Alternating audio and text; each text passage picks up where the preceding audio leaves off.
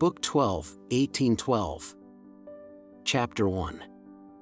In Petersburg at that time a complicated struggle was being carried on with greater heat than ever in the highest circles, between the parties of Rumyantsev, the French, Maria Fedorovna, the Tsarevich, and others, drowned as usual by the buzzing of the court drones. But the calm, luxurious life of Petersburg, concerned only about phantoms and reflections of real life, went on in its old way and made it hard, except by a great effort, to realize the danger and the difficult position of the Russian people. There were the same receptions and balls, the same French theater, the same court interests and service interests and intrigues as usual. Only in the very highest circles were attempts made to keep in mind the difficulties of the actual position. Stories were whispered of how differently the two empresses behaved in these difficult circumstances.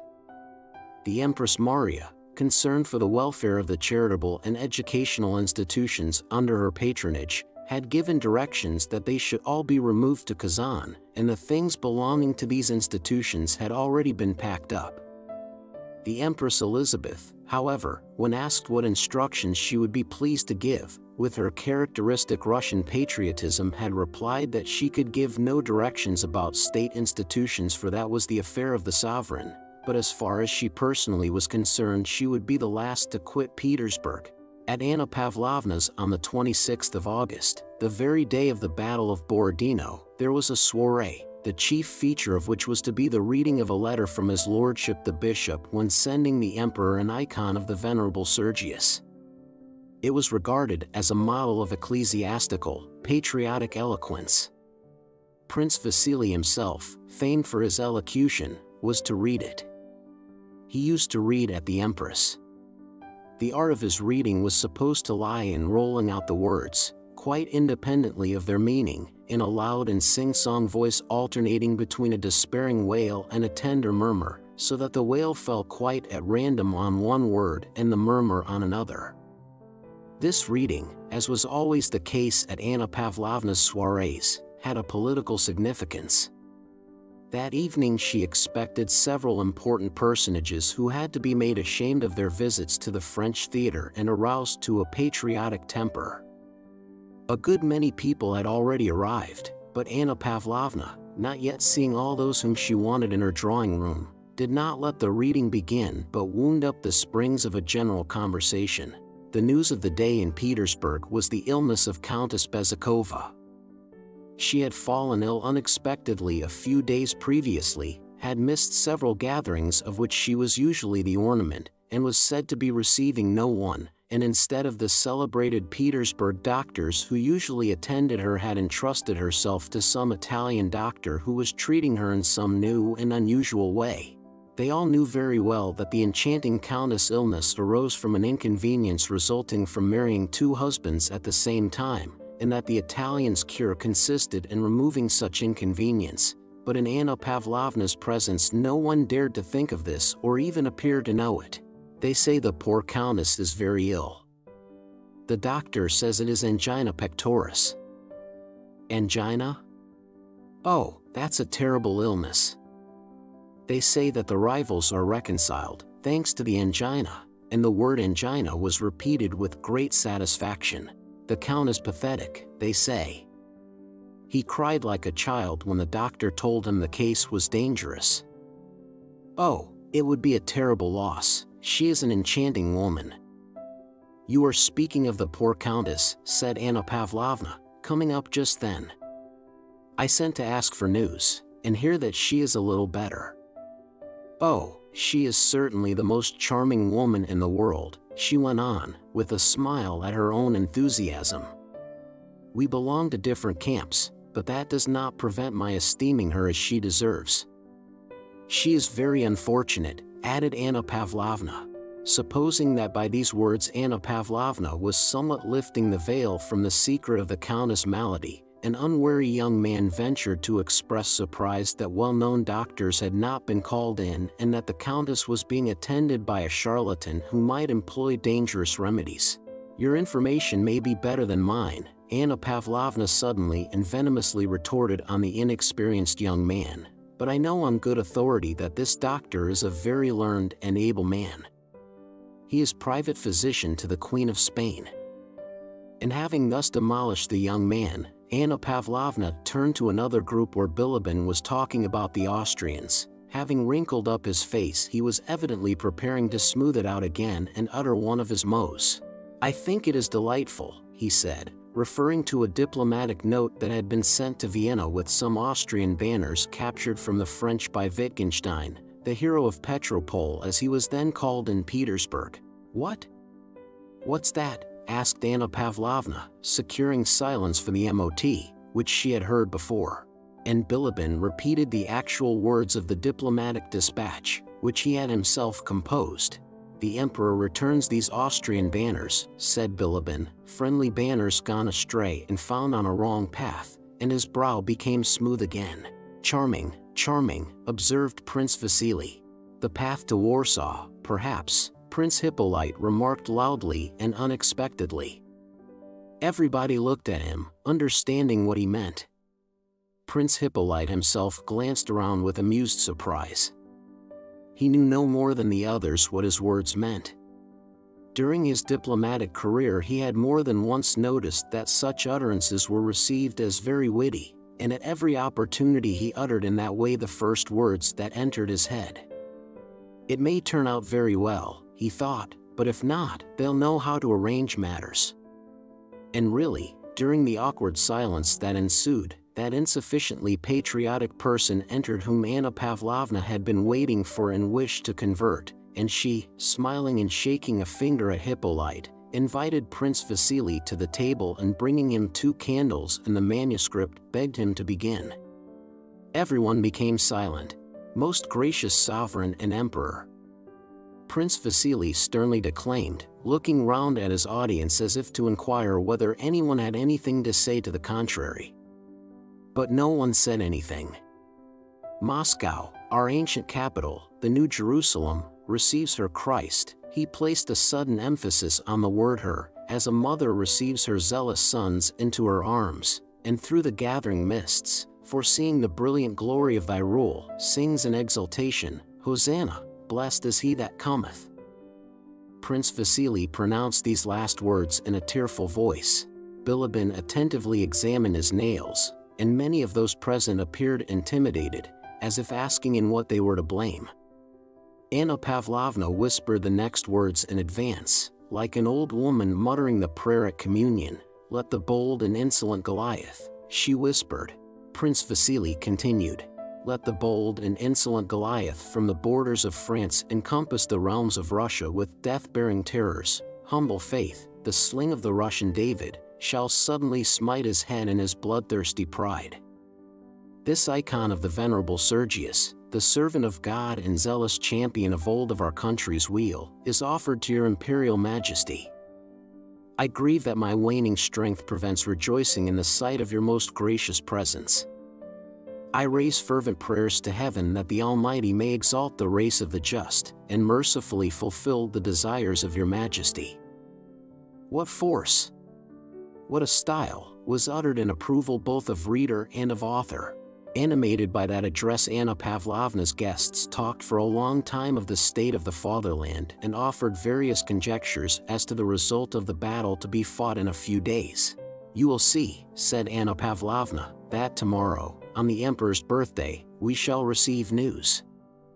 I have a favorable presentiment." Chapter 2. Anna Pavlovna's presentiment was in fact fulfilled. Next day, during the service at the palace church in honor of the Emperor's birthday, Prince Bolkonsky was called out of the church and received a dispatch from Prince Kutuzov. It was Kutuzov's report, written from Tatarinova on the day of the battle. Kutuzov wrote that the Russians had not retreated a step, that the French losses were much heavier than ours, and that he was writing in haste from the field of battle before collecting full information. It followed that there must have been a victory. And at once, without leaving the church, thanks were rendered to the Creator for his help and for the victory. Anna Pavlovna's presentiment was justified, and all that morning a joyously festive mood reigned in the city. Everyone believed the victory to have been complete, and some even spoke of Napoleon's having been captured, of his deposition, and of the choice of a new ruler for France. It is very difficult for events to be reflected in their real strength and completeness amid the conditions of court life and far from the scene of action. General events involuntarily group themselves around some particular incident. So now the courtiers' pleasure was based as much on the fact that the news had arrived on the emperor's birthday as on the fact of the victory itself. It was like a successfully arranged surprise. Mention was made in Kutuzov's report of the Russian losses, among which figured the names of Tuchkov, Bagration, and Kutuzov. In the Petersburg world, this sad side of the affair again involuntarily centered round a single incident, Kutuzov's death. Everybody knew him, the emperor liked him, and he was young and interesting. That day everyone met with the words, "What a wonderful coincidence!" just during the service. But what a loss Kutuzov is. How sorry I am. What did I tell about Kutuzov? Prince Vasily now said with a prophet's pride. I always said he was the only man capable of defeating Napoleon. But next day no news arrived from the army and the public mood grew anxious. The courtiers suffered because of the suffering the suspense occasioned the emperor. Fancy the emperor's position, said they, and instead of extolling Kutuzov as they had done the day before, they condemned him as the cause of the emperor's anxiety. That day Prince Vasily no longer boasted of his protégé Kutuzov, but remained silent when the commander-in-chief was mentioned. Moreover, toward evening, as if everything conspired to make Petersburg society anxious and uneasy, a terrible piece of news was added. Countess Helene Bezukhova had suddenly died of that terrible malady it had been so agreeable to mention.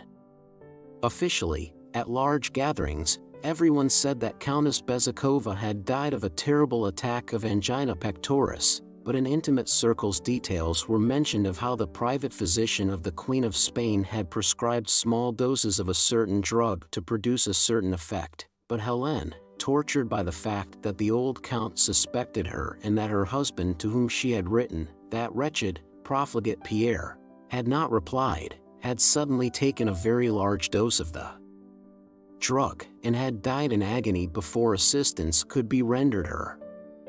It was said that Prince Vasily and the old count had turned upon the Italian, but the latter had produced such letters from the unfortunate deceased that they had immediately let the matter drop.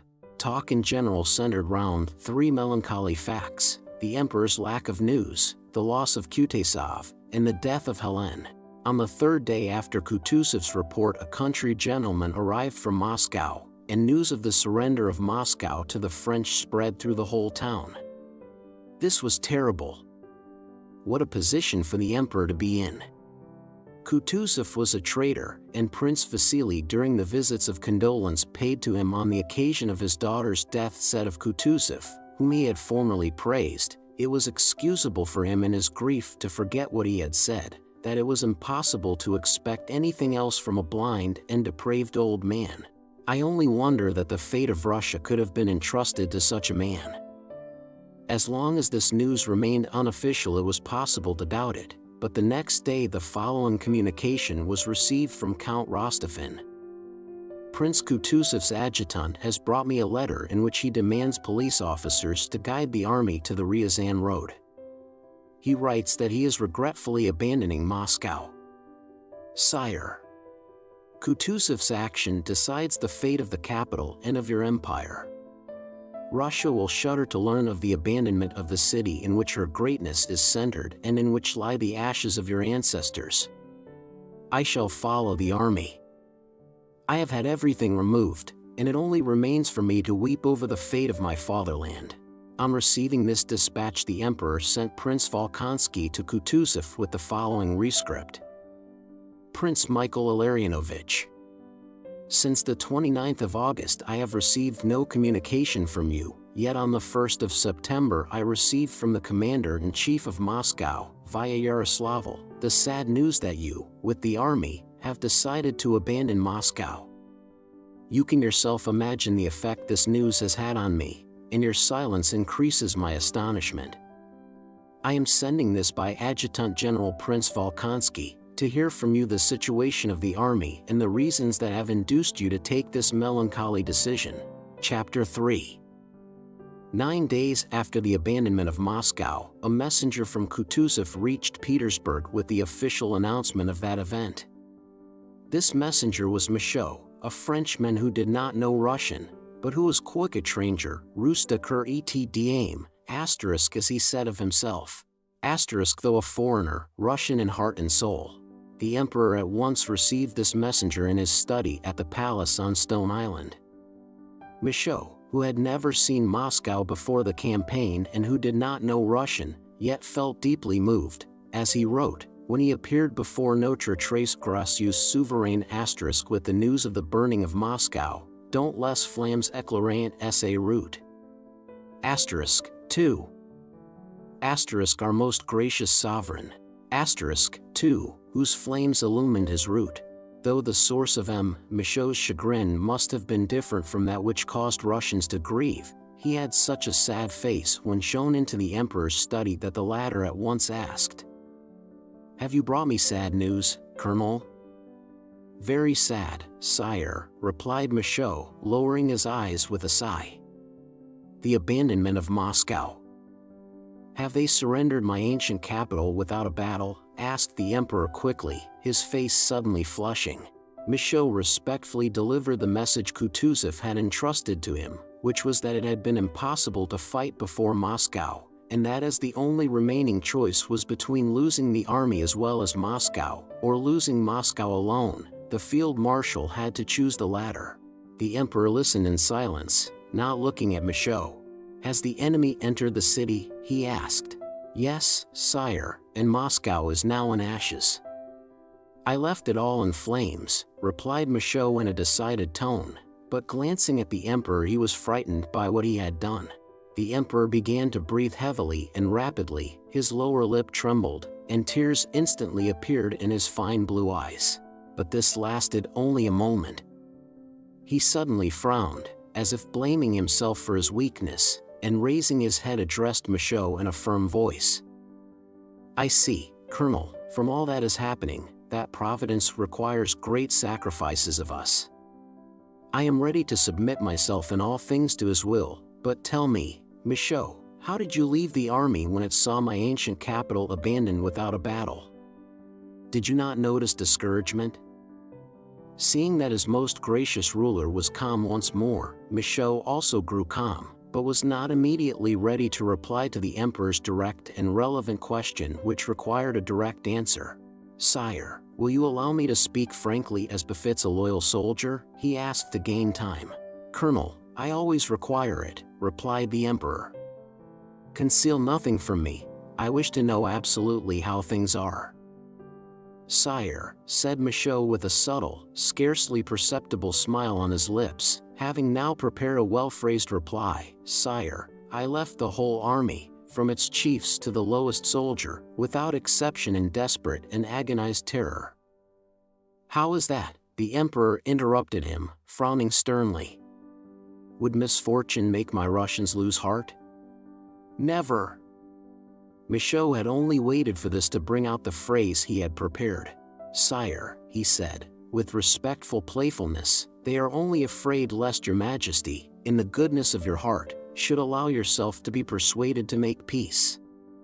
They are burning for the combat," declared this representative of the Russian nation, "and to prove to your majesty by the sacrifice of their lives how devoted they are." "Ah," said the emperor reassured, and with a kindly gleam in his eyes, he patted Michaud on the shoulder. "You set me at ease, Colonel." He bent his head and was silent for some time. "Well, then, go back to the army," he said, drawing himself up to his full height and addressing Michaud with a gracious and majestic gesture, "and tell our brave men and all my good subjects wherever you go that when I have not a soldier left I shall put myself at the head of my beloved nobility and my good peasants and so use the last resources of my empire." "It still offers me more than my enemies suppose," said the emperor, growing more and more animated. "But should it ever be ordained by divine providence," he continued, raising to heaven his fine eyes shining with emotion, that my dynasty should cease to reign on the throne of my ancestors, then after exhausting all the means at my command, I shall let my beard grow to here," he pointed halfway down his chest, "and go and eat potatoes with the meanest of my peasants, rather than sign the disgrace of my country and of my beloved people whose sacrifices I know how to appreciate." Having uttered these words in an agitated voice, the emperor suddenly turned away as if to hide from Michaud the tears that rose to his eyes, and went to the further end of his study. Having stood there a few moments, he strode back to Michaud and pressed his arm below the elbow with a vigorous movement. The emperor's mild and handsome face was flushed and his eyes gleamed with resolution and anger. "Colonel Michaud, do not forget what I say to you here. Perhaps we may recall it with pleasure someday." "Napoleon or I," said the emperor, touching his breast. "We can no longer both reign together. I have learned to know him, and he will not deceive me any more." And the emperor paused, with a frown. When he heard these words and saw the expression of firm resolution in the emperor's eyes, Michaud, quick étranger, ruse de cœur et d'âme, at that solemn moment felt himself enraptured by all that he had heard, as he used afterwards to say, and gave expression to his own feelings and those of the Russian people whose representative he considered himself to be, in the following words. "Sire," said he, "Your Majesty is at this moment signing the glory of the nation and the salvation of Europe." With an inclination of the head the emperor dismissed him. Chapter 4. It is natural for us who were not living in those days to imagine that when half Russia had been conquered and the inhabitants were fleeing to distant provinces, and one levy after another was being raised for the defense of the fatherland, all Russians from the greatest to the least were solely engaged in sacrificing themselves, saving their fatherland, or weeping over its downfall. The tales and descriptions of that time without exception speak only of the self-sacrifice, patriotic devotion, despair, grief, and the heroism of the Russians. But it was not really so. It appears so to us because we see only the general historic interest of that time and do not see all the personal human interests that people had. Yet in reality those personal interests of the moment so much transcend the general interests that they always prevent the public interest from being felt or even noticed.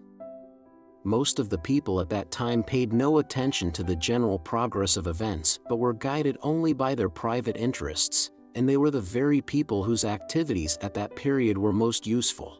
Those who tried to understand the general course of events and to take part in it by self-sacrifice and heroism were the most useless members of society. They saw everything upside down, and all they did for the common good turned out to be useless and foolish, like Pierre's and Mamonov's regiments which looted Russian villages, and the lint the young ladies prepared and that never reached the wounded, and so on.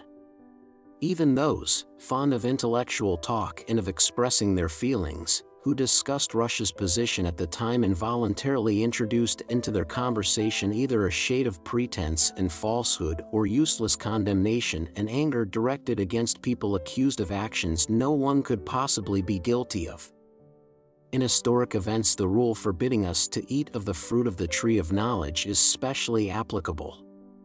Only unconscious action bears fruit, and he who plays a part in an historic event never understands its significance. If he tries to realize it, his efforts are fruitless. The more closely a man was engaged in the events then taking place in Russia, the less did he realize their significance. In Petersburg and in the provinces at a distance from Moscow, ladies and gentlemen in militia uniforms wept for Russia and its ancient capital and talked of self-sacrifice and so on. But in the army which retired beyond Moscow there was little talk or thought of Moscow, and when they caught sight of its burned ruins no one swore to be avenged on the French, but they thought about their next pay, their next quarters, of Matryoshka the vivandière, and like matters. As the war had caught him in the service, Nicholas Rostov took a close and prolonged part in the defense of his country, but did so casually, without any aim at self-sacrifice, and he therefore looked at what was going on in Russia without despair and without dismally racking his brains over it. Had he been asked what he thought of the state of Russia, he would have said that it was not his business to think about it, that Kutuzov and others were there for that purpose, but that he had heard that the regiments were to be made up to their full strength, that fighting would probably go on for a long time yet, and that things being so it was quite likely he might be in command of a regiment in a couple of years' time. As he looked at the matter in this way, he learned that he was being sent to Voronezh to buy remounts for his division, not only without regret at being prevented from taking part in the coming battle, but with the greatest pleasure, which he did not conceal and which his comrades fully understood. A few days before the Battle of Borodino, Nicholas received the necessary money in warrants, and having sent some hussars on in advance, he set out with post horses for Voronezh. Only a man who has experienced it, that is, has passed some months continuously in an atmosphere of campaigning and war, can understand the delight Nicholas felt when he escaped from the region covered by the army's foraging operations, provision trains, and hospitals. When, free from soldiers, wagons, and the filthy traces of a camp, he saw villages with peasants and peasant women, gentlemen's country houses, fields where cattle were grazing, post houses with station masters asleep in them, he rejoiced as though seeing all this for the first time. What for a long while specially surprised and delighted him were the women, young and healthy, without a dozen officers making up to each of them, women, too, who were pleased and flattered that a passing officer should joke with them. In the highest spirits Nicholas arrived at night at a hotel in Voronezh, ordered things he had long been deprived of in camp, and next day, very clean-shaven and in a full-dress uniform he had not worn for a long time, went to present himself to the authorities. The commander of the militia was a civilian general, an old man who was evidently pleased with his military designation and rank. He received Nicholas brusquely, imagining this to be characteristically military, and questioned him with an important air, as if considering the general progress of affairs and approving and disapproving with full right to do so. Nicholas was in such good spirits that this merely amused him. From the commander of the militia he drove to the governor. The governor was a brisk little man, very simple and affable. He indicated the stud farms at which Nicholas might procure horses, recommended to him a horse dealer in the town and a landowner 14 miles out of town who had the best horses, and promised to assist him in every way. "You are Count Ilya Rostov's son? My wife was a great friend of your mother's. We are at home on Thursdays. Today is Thursday, so please come and see us quite informally," said the governor, taking leave of him. Immediately on leaving the governor's, Nicholas hired post horses and, taking his squadron quartermaster with him, drove at a gallop to the landowner, 14 miles away, who had the stud. Everything seemed to him pleasant and easy during that first part of his stay in Voronezh, and, as usually happens when a man is in a pleasant state of mind, everything went well and easily. The landowner to whom Nicholas went was a bachelor, an old cavalryman, a horse fancier, a sportsman, the possessor of some century-old brandy and some old Hungarian wine, who had a snuggery where he smoked, and who owned some splendid horses. In very few words Nicholas bought 17 picked stallions for 6,000 rubles, to serve, as he said, as samples of his remounts. After dining and taking rather too much of the Hungarian wine, Nicholas, having exchanged kisses with the landowner, with whom he was already on the friendliest terms, galloped back over abominable roads, in the brightest frame of mind, continually urging on the driver so as to be in time for the governor's party. When he had changed, poured water over his head, and scented himself, Nicholas arrived at the governor's rather late, but with the phrase "better late than never" on his lips. It was not a ball, nor had dancing been announced, but everyone knew that Catherine Petrovna would play valses and the écossaise on the clavichord, and that there would be dancing, and so everyone had come as to a ball. Provincial life in 1812 went on very much as usual, but with this difference, that it was livelier in the towns in consequence of the arrival of many wealthy families from Moscow, and as in everything that went on in Russia at that time a special recklessness was noticeable, and in for a penny, in for a pound, who cares, spirit, and the inevitable small talk, instead of turning on the weather and mutual acquaintances, now turned on Moscow, the army, and Napoleon. the society gathered together at the governor's was the best in Voronezh. There were a great many ladies and some of Nicholas' Moscow acquaintances, but there were no men who could at all vie with the Cavalier of St. George, the Hussar remount officer, the good-natured and well-bred Count Rostov. Among the men was an Italian prisoner, an officer of the French army, and Nicholas felt that the presence of that prisoner enhanced his own importance as a Russian hero. The Italian was, as it were, a war trophy. Nicholas felt this. It seemed to him that everyone regarded the Italian in the same light, and he treated him cordially though with dignity and restraint. As soon as Nicholas entered in his hussar uniform, diffusing around him a fragrance of perfume and wine, and had uttered the words "better late than never" and heard them repeated several times by others, people clustered around him, all eyes turned on him, and he felt at once that he had entered into his proper position in the province, that of a universal favorite, a very pleasant position, and intoxicatingly so after his long privations. At posting stations, at inns, and in the landowner's snuggery, maidservants had been flattered by his notice, and here too at the governor's party there were, as it seemed to Nicholas, an inexhaustible number of pretty young women, married and unmarried, impatiently awaiting his notice. The women and girls flirted with him and, from the first day, the people concerned themselves to get this fine young daredevil of an hussar married and settled down. Among these was the governor's wife herself, who welcomed Rostov as a near relative and called him Nicholas. Catherine Petrovna did actually play valses in the écossaise, and dancing began in which Nicholas still further captivated the provincial society by his agility. His particularly free manner of dancing even surprised them all. Nicholas was himself rather surprised at the way he danced that evening. He had never danced like that in Moscow and would even have considered such a very free and easy manner improper and in bad form, but here he felt it incumbent on him to astonish them all by something unusual, something they would have to accept as the regular thing in the capital though new to them in the provinces. All the evening Nicholas paid attention to a blue-eyed, plump and pleasing little blonde, the wife of one of the provincial officials.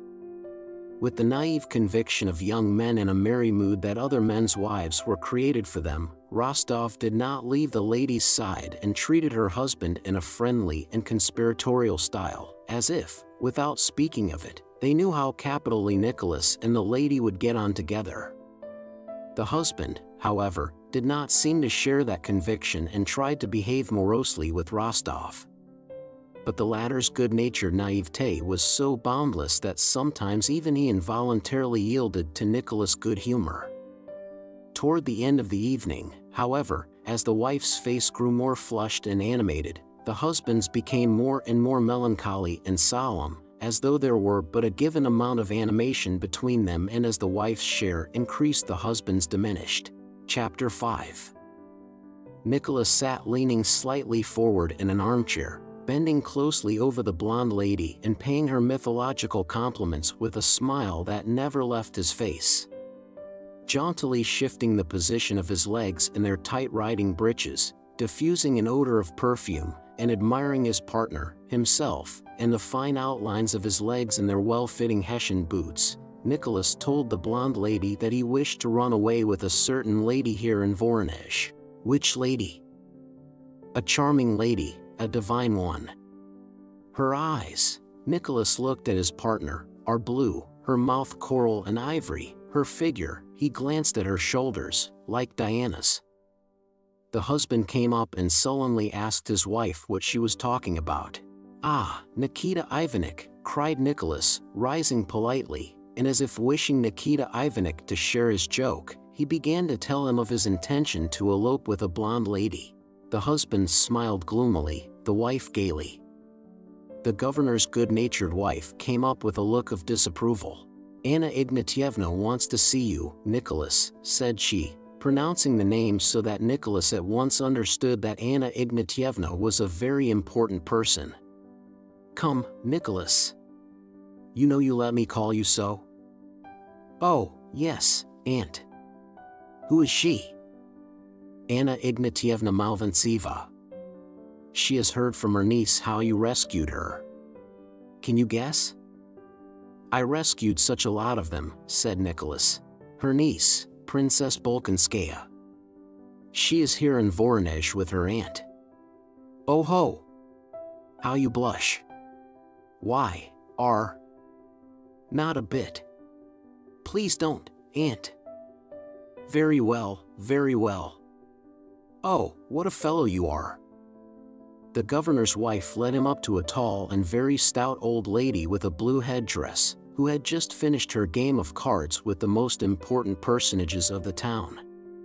This was Malvíntseva, Princess Mary's aunt on her mother's side, a rich, childless widow who always lived in Voronezh. When Rostov approached her, she was standing settling up for the game. She looked at him and, screwing up her eyes sternly, continued to upbraid the general who had won from her. Very pleased, mon cher, she then said, holding out her hand to Nicholas. Pray come and see me. After a few words about Princess Mary and her late father, whom Malvíntseva had evidently not liked, and having asked what Nicholas knew of Prince Andrew, who also was evidently no favorite of hers, the important old lady dismissed Nicholas after repeating her invitation to come to see her. Nicholas promised to come and blushed again as he bowed. At the mention of Princess Mary he experienced a feeling of shyness and even of fear, which he himself did not understand. When he had parted from Malvíntseva, Nicholas wished to return to the dancing, but the governor's little wife placed her plump hand on his sleeve and, saying that she wanted to have a talk with him, led him to her sitting room, from which those who were there immediately withdrew so as not to be in her way. Do you know, dear boy, began the governor's wife with a serious expression on her kind little face, that really would be the match for you. Would you like me to arrange it? Whom do you mean, Aunt? Asked Nicholas. I will make a match for you with the princess.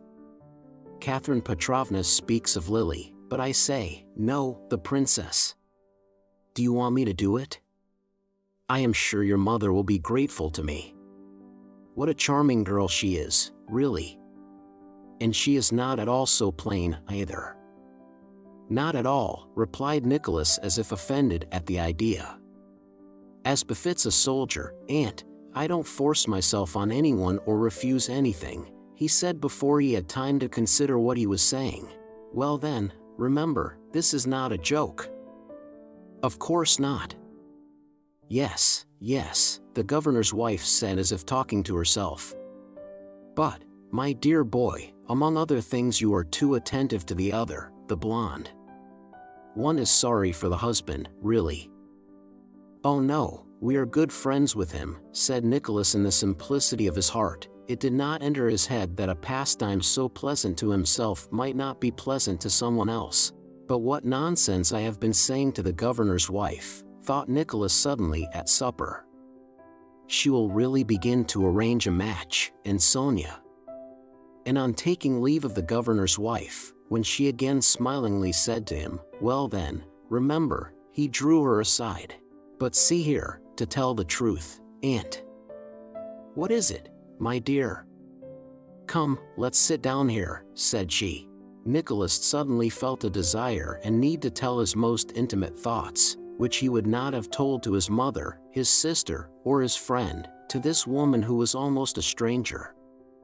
When he afterwards recalled that impulse to unsolicited and inexplicable frankness which had very important results for him, it seemed to him, as it seems to everyone in such cases, that it was merely some silly whim that seized him, yet that burst of frankness, together with other trifling events, had immense consequences for him and for all his family.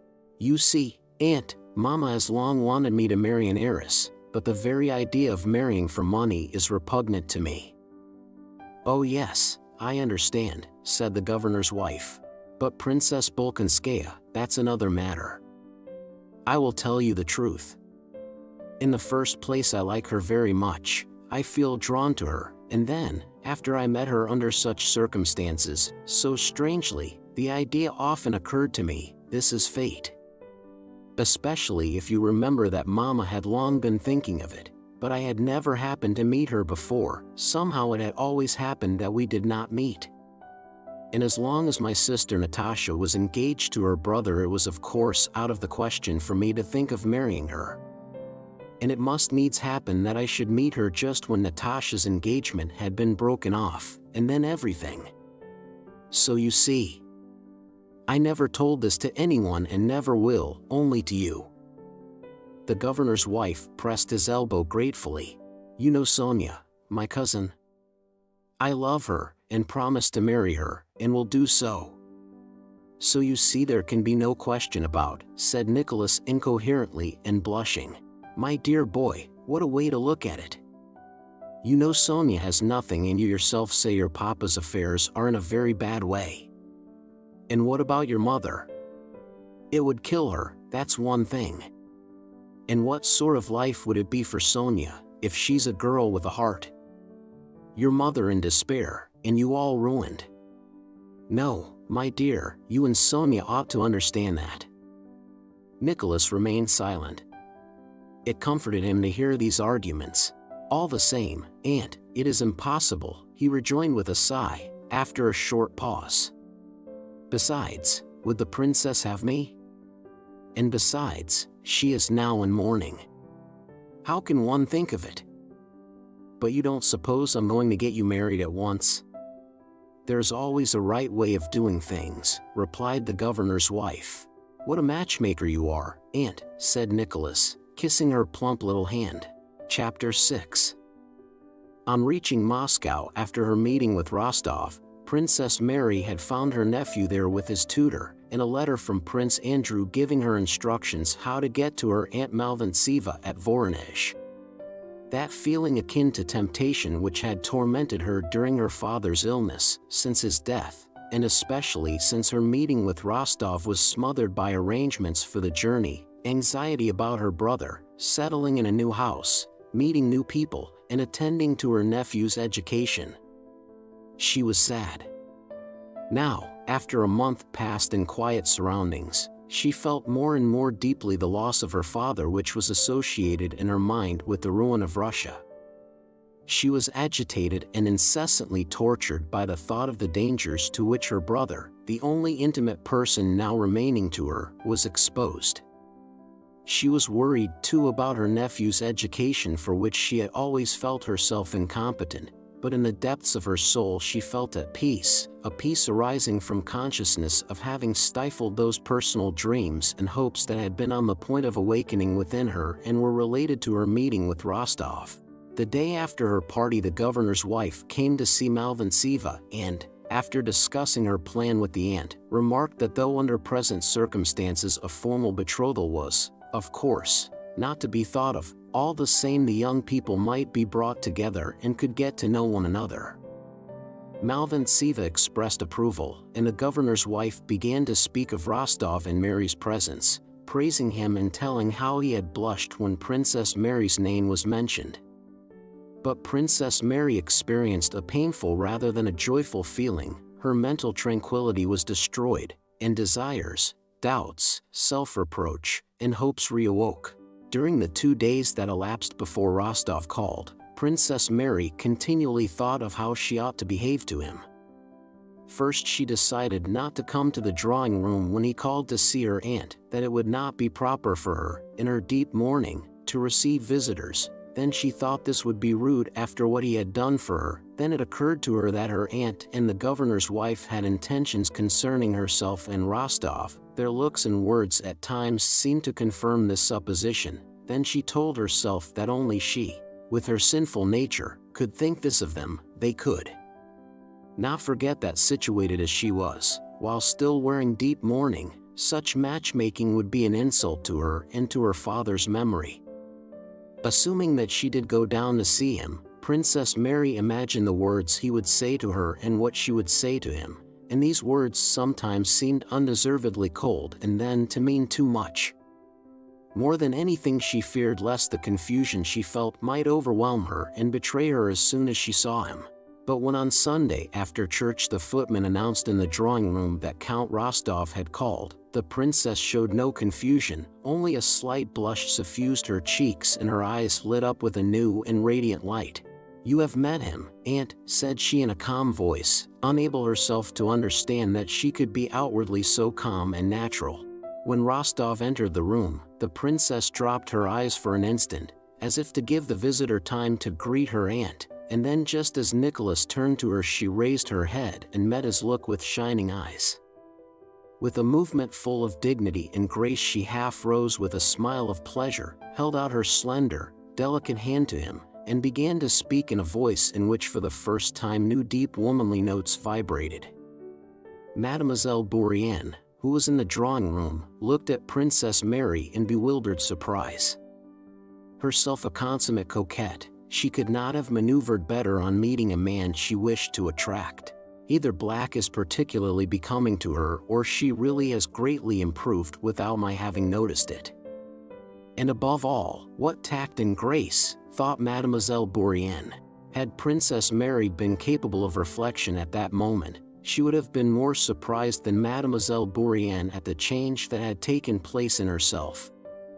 From the moment she recognized that dear, loved face, a new life force took possession of her and compelled her to speak and act apart from her own will. From the time Rostov entered, her face became suddenly transformed.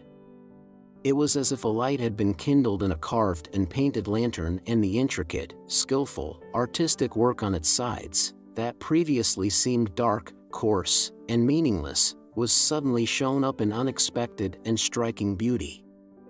For the first time all that pure, spiritual, inward travail through which she had lived appeared on the surface.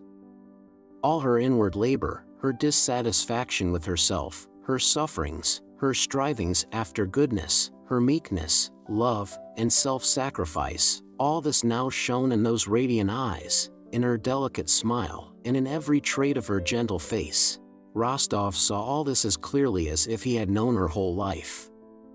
He felt that the being before him was quite different from, and better than, anyone he had met before, and above all better than himself. Their conversation was very simple and unimportant. They spoke of the war, and like everyone else unconsciously exaggerated their sorrow about it. They spoke of their last meeting, Nicholas trying to change the subject. They talked of the governor's kind wife, of Nicholas' relations, and of Princess Mary's. She did not talk about her brother, diverting the conversation as soon as her aunt mentioned Andrew. Evidently she could speak of Russia's misfortunes with a certain artificiality, but her brother was too near her heart and she neither could nor would speak lightly of him. Nicholas noticed this, as he noticed every shade of Princess Mary's character with an observation unusual to him, and everything confirmed his conviction that she was a quite unusual and extraordinary being. Nicholas blushed and was confused when people spoke to him about the princess, as she did when he was mentioned, and even when he thought of her, but in her presence he felt quite at ease, and said not at all what he had prepared, but what, quite appropriately, occurred to him at the moment. When a pause occurred during his short visit, Nicholas, as is usual when there are children, turned to Prince Andrew's little son, caressing him and asking whether he would like to be an hussar. He took the boy on his knee, played with him, and looked round at Princess Mary. With a softened, happy, timid look she watched the boy she loved in the arms of the man she loved. Nicholas also noticed that look and, as if understanding it, flushed with pleasure and began to kiss the boy with good-natured playfulness. As she was in mourning, Princess Mary did not go out into society, and Nicholas did not think it the proper thing to visit her again, but all the same the governor's wife went on with her matchmaking, passing on to Nicholas the flattering things Princess Mary said of him and vice versa, and insisting on his declaring himself to Princess Mary. For this purpose she arranged a meeting between the young people at the bishop's house before Mass. Though Rostov told the governor's wife that he would not make any declaration to Princess Mary, he promised to go. As at Tilsit, Rostov had not allowed himself to doubt that what everybody considered right was right, so now, after a short but sincere struggle between his effort to arrange his life by his own sense of justice, and an obedient submission to circumstances, he chose the latter and yielded to the power he felt irresistibly carrying him he knew not where. He knew that after his promise to Sonia it would be what he deemed base to declare his feelings to Princess Mary. And he knew that he would never act basely. But he also knew, or rather felt at the bottom of his heart, that by resigning himself now to the force of circumstances and to those who were guiding him, he was not only doing nothing wrong, but was doing something very important, more important than anything he had ever done in his life.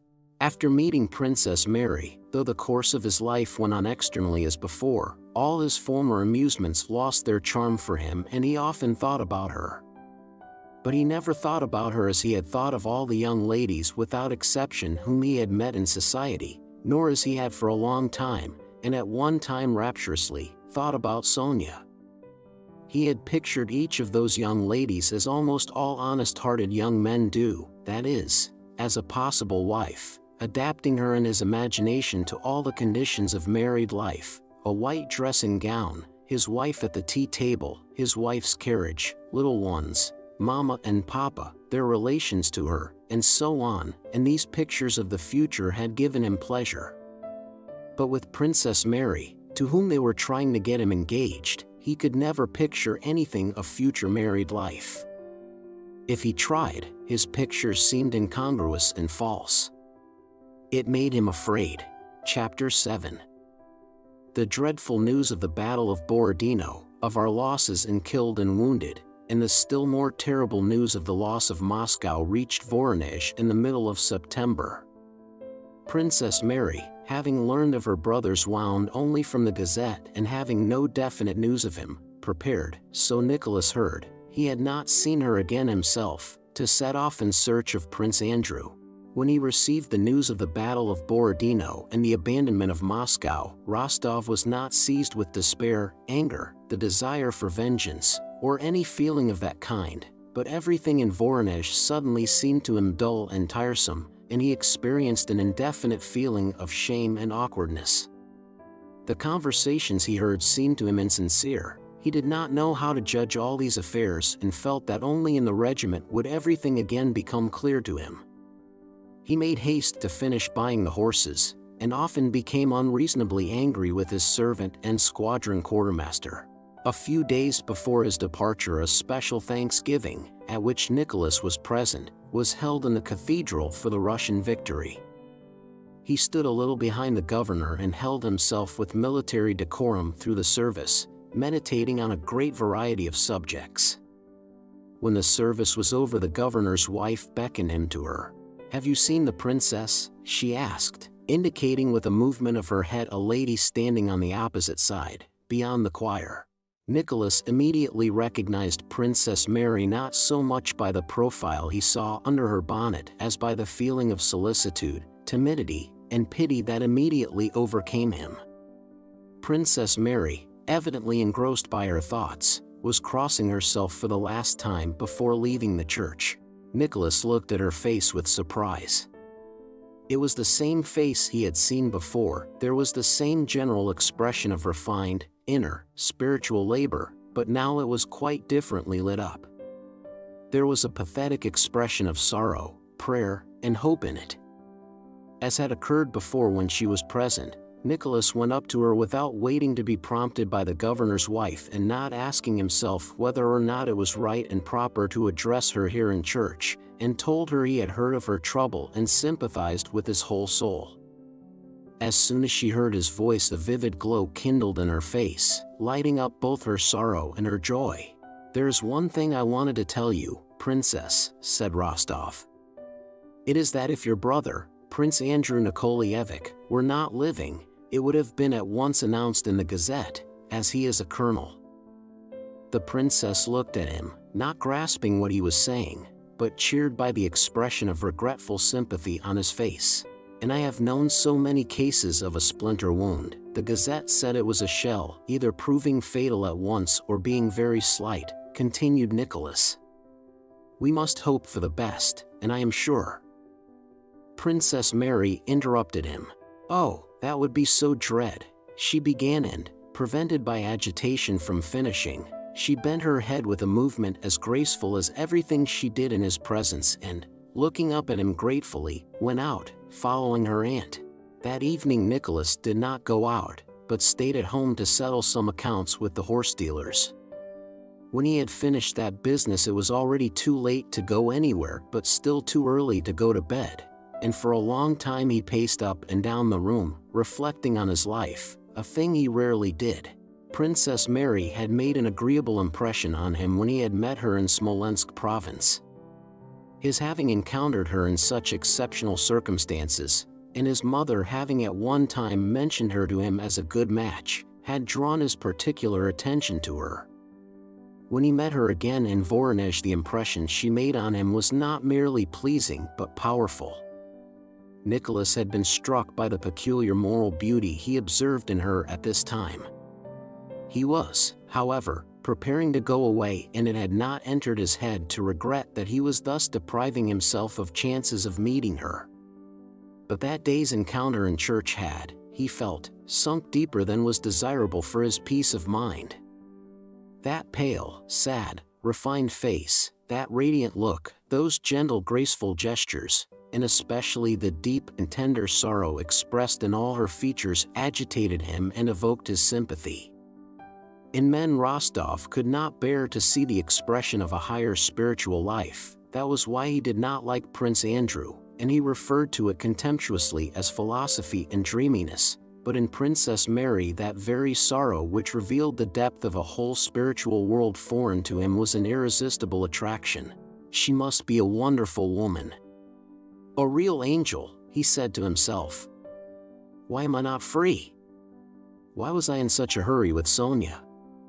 And he involuntarily compared the two, the lack of spirituality in the one and the abundance of it in the other, a spirituality he himself lacked and therefore valued most highly.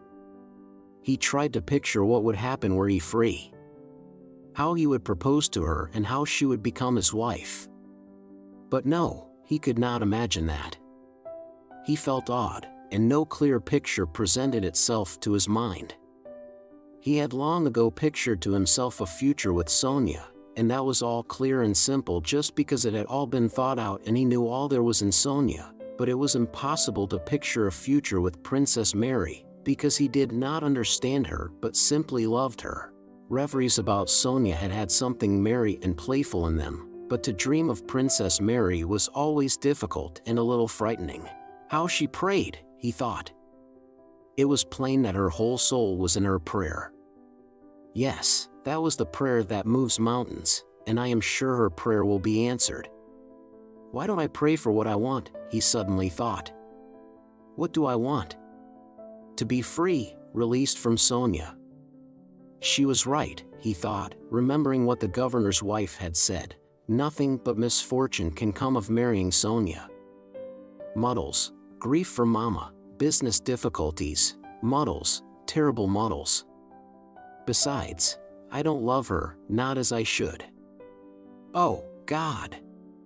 Release me from this dreadful, inextricable position, he suddenly began to pray. Yes, prayer can move mountains, but one must have faith and not pray as Natasha and I used to as children, that the snow might turn into sugar, and then run out into the yard to see whether it had done so. No, but I am not praying for trifles now, he thought as he put his pipe down in a corner, and folding his hands placed himself before the icon. Softened by memories of Princess Mary, he began to pray as he had not done for a long time. Tears were in his eyes and in his throat when the door opened and Lavrushka came in with some papers. Blockhead! Why do you come in without being called? Cried Nicholas, quickly changing his attitude. From the governor, said Lavrushka in a sleepy voice. A courier has arrived and there's a letter for you. Well, all right, thanks. You can go. Nicholas took the two letters, one of which was from his mother and the other from Sonia. He recognized them by the handwriting and opened Sonia's first. He had read only a few lines when he turned pale and his eyes opened wide with fear and joy. No, it's not possible, he cried aloud. Unable to sit still, he paced up and down the room holding the letter and reading it. He glanced through it, then read it again, and standing still in the middle of the room he raised his shoulders, stretching out his hands, with his mouth wide open and his eyes fixed. What he had just been praying for with confidence that God would hear him had come to pass, but Nicholas was as much astonished as if it were something extraordinary and unexpected, and as if the very fact that it had happened so quickly proved that it had not come from God to whom he had prayed, but by some ordinary coincidence. This unexpected and, as it seemed to Nicholas, quite voluntary letter from Sonia freed him from the knot that fettered him and from which there had seemed no escape. She wrote that the last unfortunate events, the loss of almost the whole of the Rostovs' Moscow property, and the Countess repeatedly expressed wish that Nicholas should marry Princess Bolkonskaya, together with his silence and coldness of late, had all combined to make her decide to release him from his promise and set him completely free.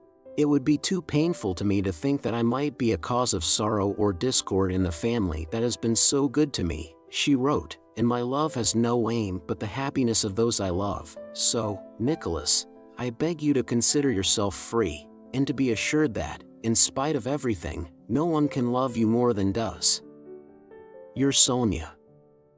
Both letters were written from Troitsa.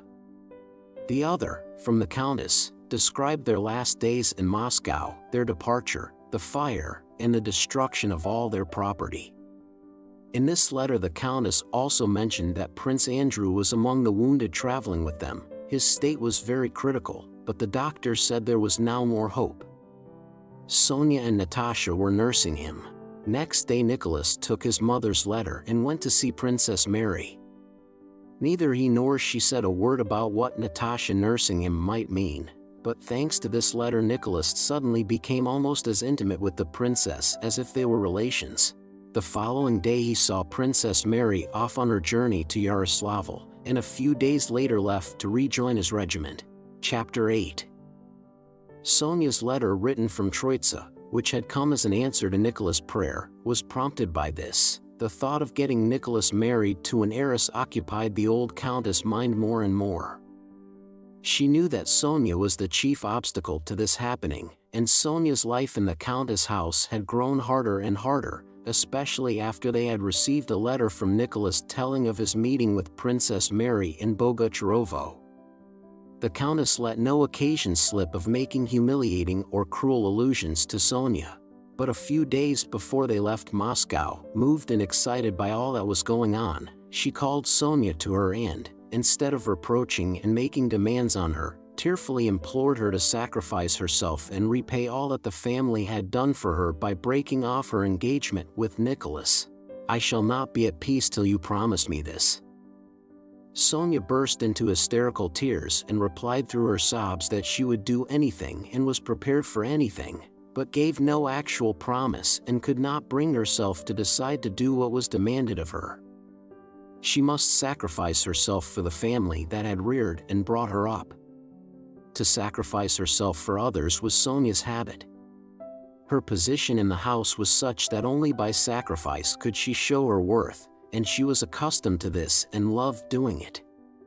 But in all her former acts of self-sacrifice she had been happily conscious that they raised her in her own esteem and in that of others, and so made her more worthy of Nicholas, whom she loved more than anything in the world.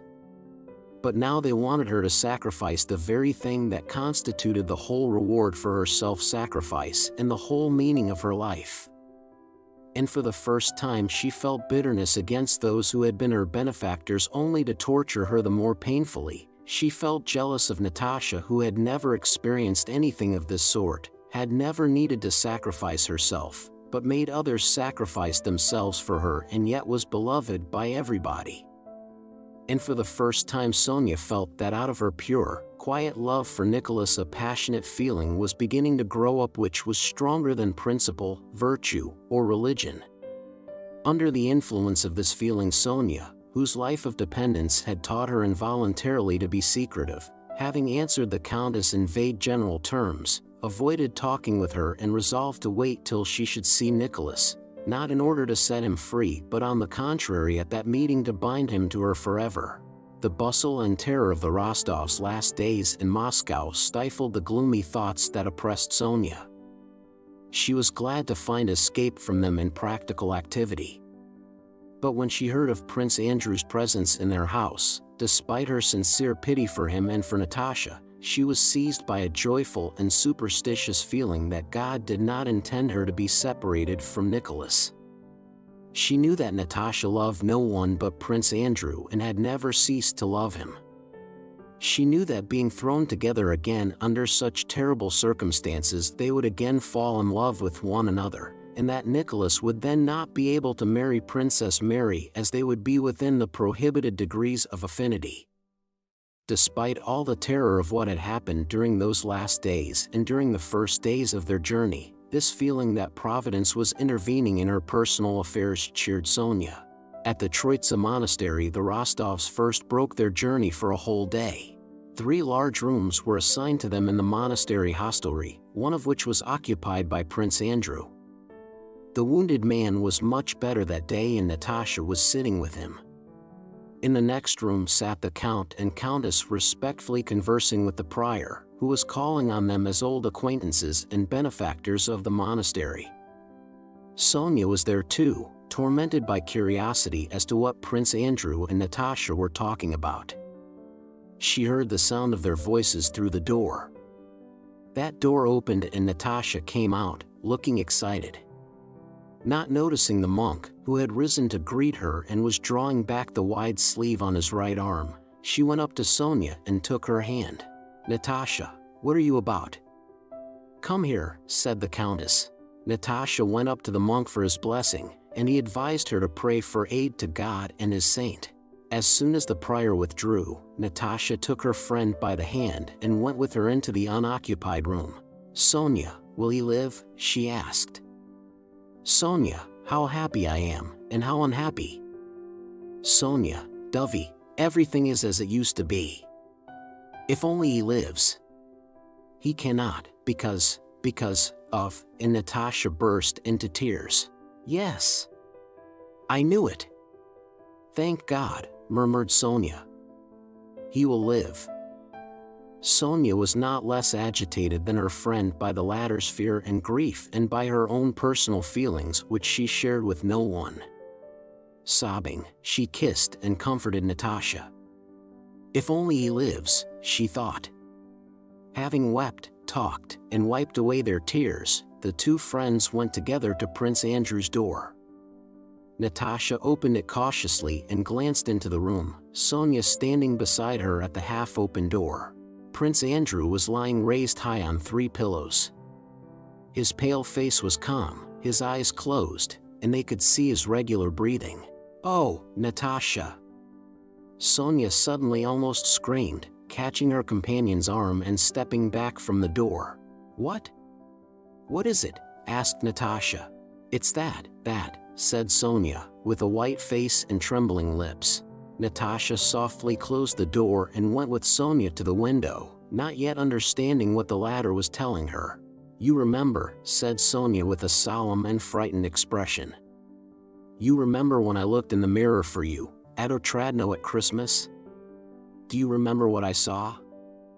Yes, cried Natasha, opening her eyes wide, and vaguely recalling that Sonia had told her something about Prince Andrew whom she had seen lying down. "You remember?" Sonia went on. "I saw it then and told everybody, you and Dunyasha.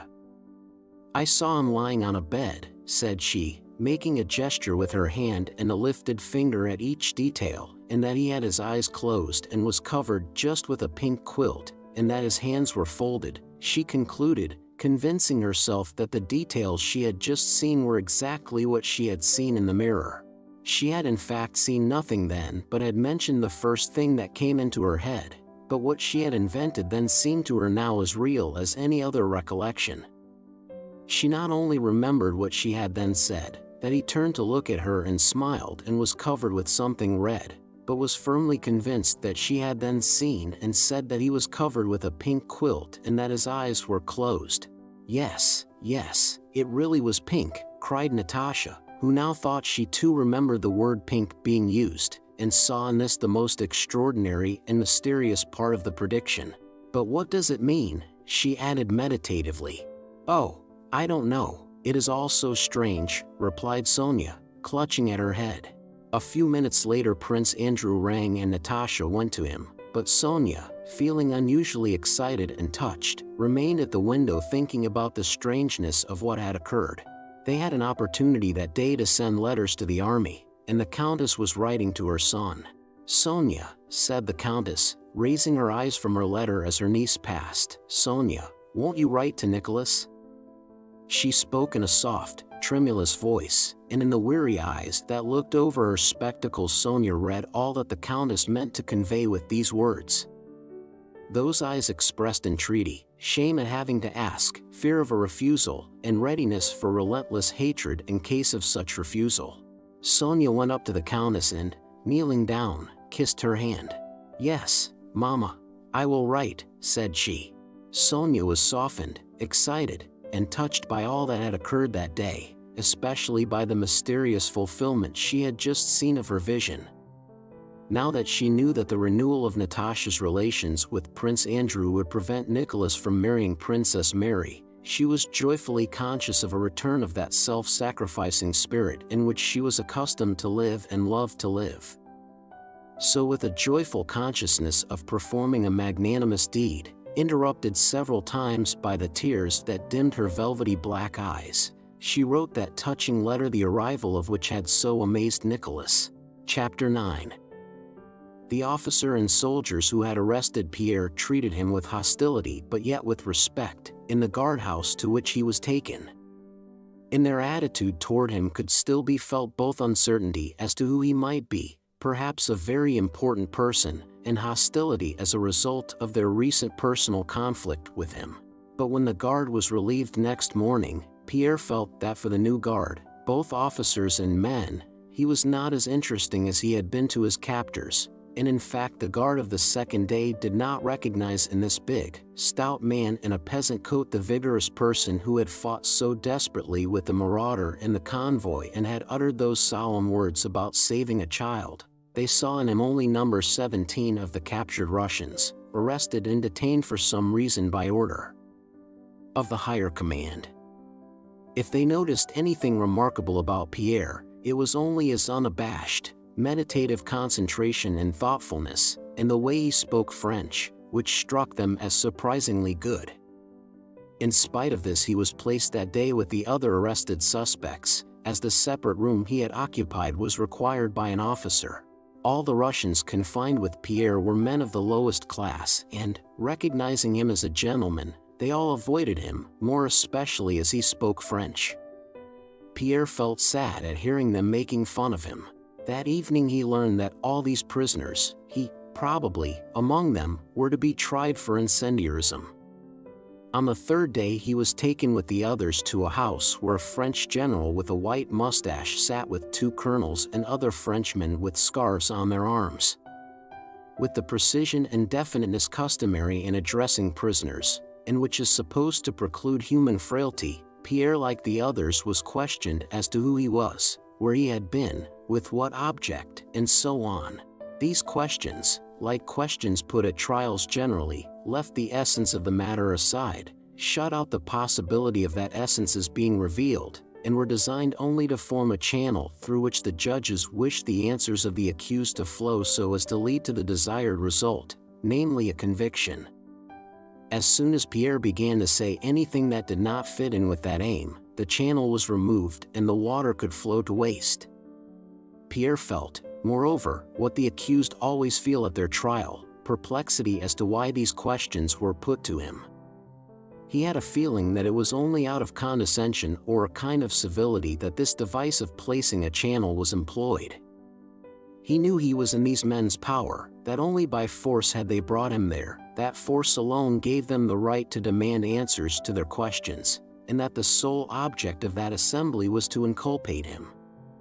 And so, as they had the power and wish to inculpate him, this expedient of an inquiry and trial seemed unnecessary. It was evident that any answer would lead to conviction. When asked what he was doing when he was arrested, Pierre replied in a rather tragic manner that he was restoring to its parents a child he had saved from the flames. Why had he fought the marauder? Pierre answered that he was protecting a woman, and that to protect a woman who was being insulted was the duty of every man, that they interrupted him, for this was not to the point. Why was he in the yard of a burning house where witnesses had seen him? He replied that he had gone out to see what was happening in Moscow. Again they interrupted him. They had not asked where he was going, but why he was found near the fire. Who was he? They asked, repeating their first question, which he had declined to answer. Again he replied that he could not answer it. Put that down, that's bad, very bad, sternly remarked the general with the white mustache and red flushed face. On the fourth day fires broke out on the Zubovsky rampart. Pierre and 13 others were moved to the coach house of a merchant's house near the Crimean Bridge. On his way through the streets, Pierre felt stifled by the smoke which seemed to hang over the whole city. Fires were visible on all sides. He did not then realize the significance of the burning of Moscow, and looked at the fires with horror. He passed 4 days in the coach house near the Crimean Bridge, and during that time learned, from the talk of the French soldiers, that all those confined there were awaiting a decision which might come any day from the marshal. What marshal this was, Pierre could not learn from the soldiers. Evidently for them the marshal represented a very high and rather mysterious power. These first days, before the 8th of September when the prisoners were had up for a second examination, were the hardest of all for Pierre. Chapter 10. On the 8th of September an officer, a very important one judging by the respect the guards showed him, entered the coach house where the prisoners were. This officer, probably someone on the staff, was holding a paper in his hand, and called over all the Russians there, naming Pierre as the man who does not give his name. Glancing indolently and indifferently at all the prisoners, he ordered the officer in charge to have them decently dressed and tidied up before taking them to the marshal. An hour later a squad of soldiers arrived and Pierre with 13 others was led to the Virgin's Field. It was a fine day, sunny after rain, and the air was unusually pure. The smoke did not hang low as on the day when Pierre had been taken from the guardhouse on the Zubovsky rampart, but rose through the pure air in columns. No flames were seen, but columns of smoke rose on all sides, and all Moscow as far as Pierre could see was one vast charred ruin. On all sides there were waste spaces with only stoves and chimney stacks still standing, and here and there the blackened walls of some brick houses. Pierre gazed at the ruins and did not recognize districts he had known well. Here and there he could see churches that had not been burned. The Kremlin, which was not destroyed, gleamed white in the distance with its towers, and the belfry of Ivan the Great. The domes of the new convent of the Virgin glittered brightly, and its bells were ringing particularly clearly. These bells reminded Pierre that it was Sunday and the feast of the Nativity of the Virgin. But there seemed to be no one to celebrate this holiday. Everywhere were blackened ruins, and the few Russians to be seen were tattered and frightened people who tried to hide when they saw the French. It was plain that the Russian nest was ruined and destroyed, but in place of the Russian order of life that had been destroyed, Pierre unconsciously felt that a quite different, firm, French order had been established over this ruined nest. He felt this in the looks of the soldiers who, marching in regular ranks briskly and gaily, were escorting him and the other criminals. He felt it in the looks of an important French official in a carriage and pair driven by a soldier, whom they met on the way. He felt it in the merry sounds of regimental music he heard from the left side of the field, and felt and realized it especially from the list of prisoners the French officer had read out when he came that morning. Pierre had been taken by one set of soldiers and led first to one and then to another place with dozens of other men, and it seemed that they might have forgotten him or confused him with the others. But no, the answers he had given when questioned had come back to him in his designation as the man who does not give his name, and under that appellation, which to Pierre seemed terrible, they were now leading him somewhere with unhesitating assurance on their faces that he and all the other prisoners were exactly the ones they wanted and that they were being taken to the proper place. Pierre felt himself to be an insignificant chip fallen among the wheels of a machine whose action he did not understand but which was working well. he and the other prisoners were taken to the right side of the Virgin's Field, to a large white house with an immense garden not far from the convent. This was Prince Sherbatov's house, where Pierre had often been in other days, and which, as he learned from the talk of the soldiers, was now occupied by the Marshal, the Duke of Ekmol, Davout. They were taken to the entrance and led into the house one by one. Pierre was the sixth to enter. He was conducted through a glass gallery, an anteroom, and a hall, which were familiar to him, into a long low study at the door of which stood an adjutant. Davout, spectacles on nose, sat bent over a table at the further end of the room. Pierre went close up to him, but Davout, evidently consulting a paper that lay before him, did not look up. Without raising his eyes, he said in a low voice, "Who are you?" Pierre was silent because he was incapable of uttering a word. To him Davout was not merely a French general, but a man notorious for his cruelty. Looking at his cold face, as he sat like a stern schoolmaster who was prepared to wait a while for an answer, Pierre felt that every instant of delay might cost him his life, but he did not know what to say. He did not venture to repeat what he had said at his first examination, yet to disclose his rank and position was dangerous and embarrassing. So he was silent. But before he had decided what to do, Davout raised his head, pushed his spectacles back on his forehead, screwed up his eyes, and looked intently at him. "I know that man," he said in a cold, measured tone, evidently calculated to frighten Pierre.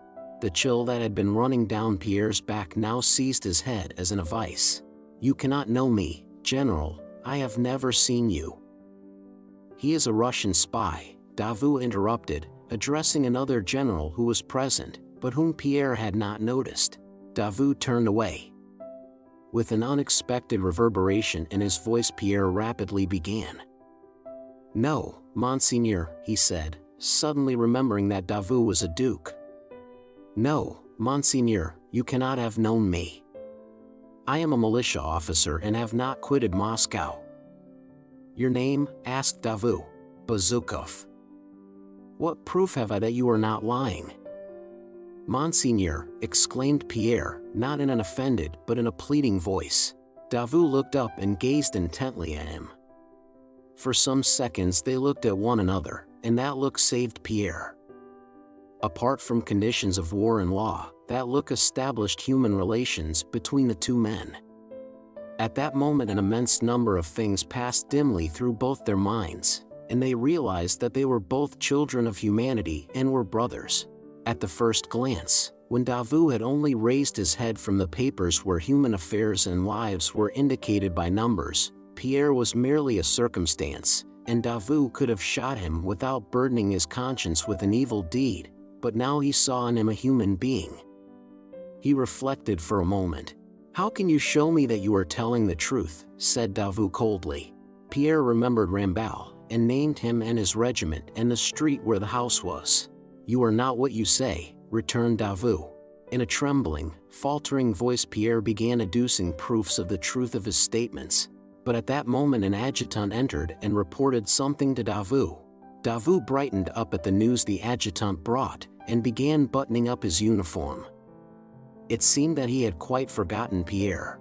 When the adjutant reminded him of the prisoner, he jerked his head in Pierre's direction with a frown and ordered him to be led away. But where they were to take him Pierre did not know, back to the coach house or to the place of execution his companions had pointed out to him as they crossed the Virgin's Field. He turned his head and saw that the adjutant was putting another question to Davout. "Yes, of course," replied Davout, but what this yes meant, Pierre did not know. Pierre could not afterwards remember how he went, whether it was far, or in which direction. His faculties were quite numbed, he was stupefied, and noticing nothing around him went on moving his legs as the others did till they all stopped and he stopped too. The only thought in his mind at that time was, who was it that had really sentenced him to death? Not the men on the commission that had first examined him, not one of them wished to or, evidently, could have done it. It was not Davout, who had looked at him in so human a way. In another moment Davout would have realized that he was doing wrong, But just then the adjutant had come in and interrupted him. The adjutant, also, had evidently had no evil intent, though he might have refrained from coming in. Then who was executing him, killing him, depriving him of life? Him, Pierre, with all his memories, aspirations, hopes, and thoughts. Who was doing this? And Pierre felt that it was no one. It was a system, a concurrence of circumstances. A system of some sort was killing him, Pierre, depriving him of life, of everything, annihilating him. Chapter 11. From Prince Sherbatov's house the prisoners were led straight down the Virgin's Field, to the left of the nunnery, as far as a kitchen garden in which a post had been set up. Beyond that post a fresh pit had been dug in the ground, and near the post and the pit a large crowd stood in a semicircle. The crowd consisted of a few Russians and many of Napoleon's soldiers who were not on duty, Germans, Italians, and Frenchmen, in a variety of uniforms. To the right and left of the post stood rows of French troops in blue uniforms with red epaulets and high boots and shakos.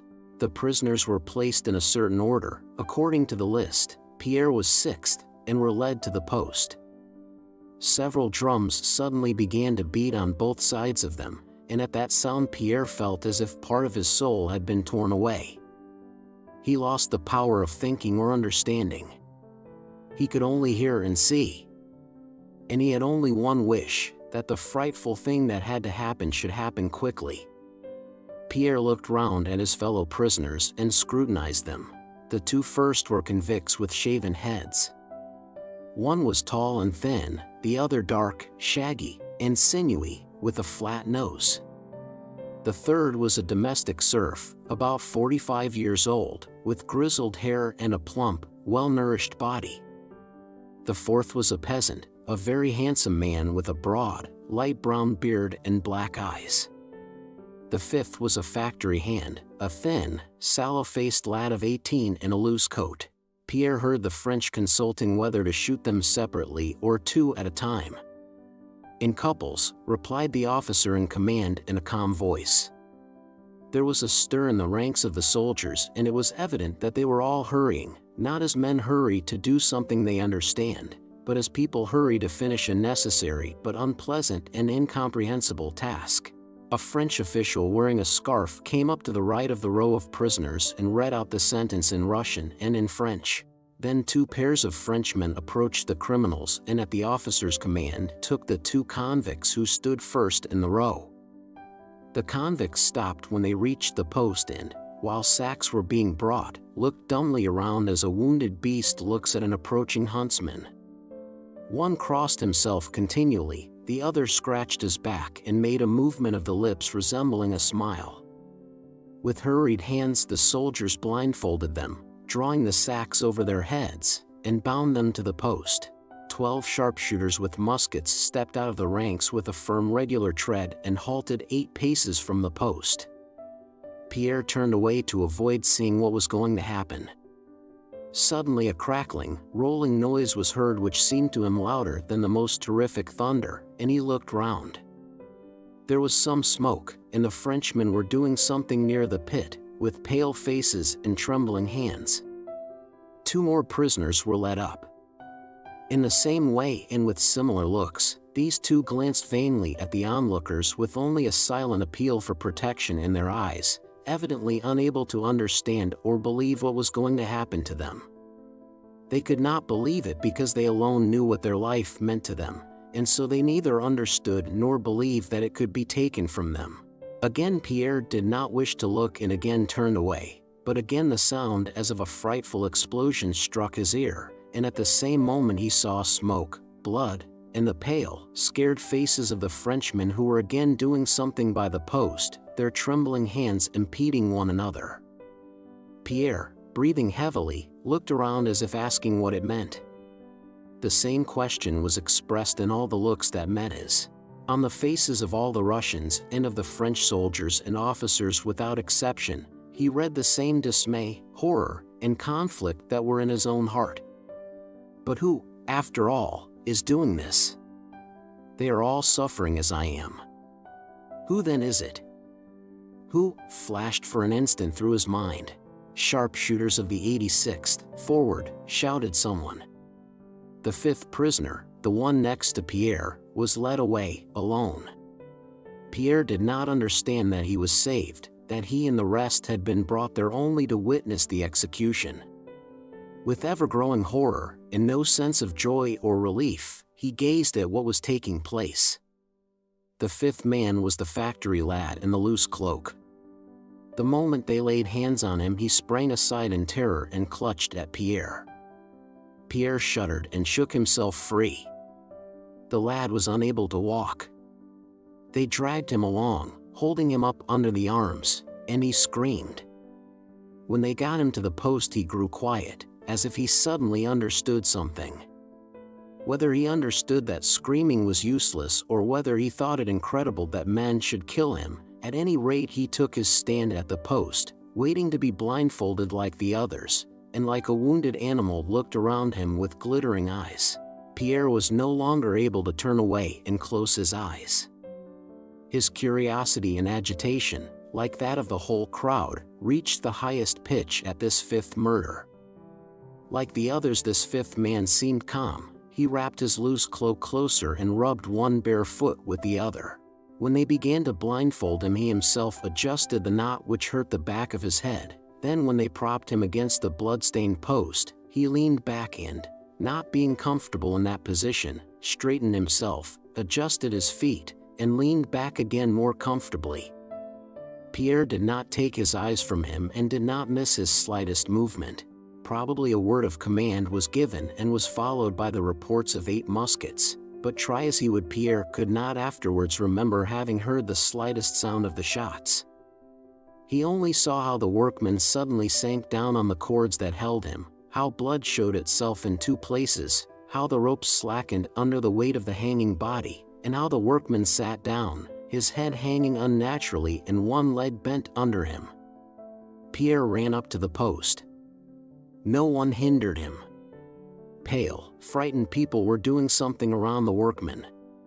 The lower jaw of an old Frenchman with a thick mustache trembled as he untied the ropes. The body collapsed. The soldiers dragged it awkwardly from the post and began pushing it into the pit. They all plainly and certainly knew that they were criminals who must hide the traces of their guilt as quickly as possible. Pierre glanced into the pit and saw that the factory lad was lying with his knees close up to his head and one shoulder higher than the other. That shoulder rose and fell rhythmically and convulsively, but spadefuls of earth were already being thrown over the whole body. One of the soldiers, evidently suffering, shouted gruffly and angrily at Pierre to go back. But Pierre did not understand him and remained near the post, and no one drove him away. When the pit had been filled up, a command was given. Pierre was taken back to his place, and the rows of troops on both sides of the post made a half-turn and went past it at a measured pace. The 24 sharpshooters with discharged muskets, standing in the center of the circle, ran back to their places as the companies passed by.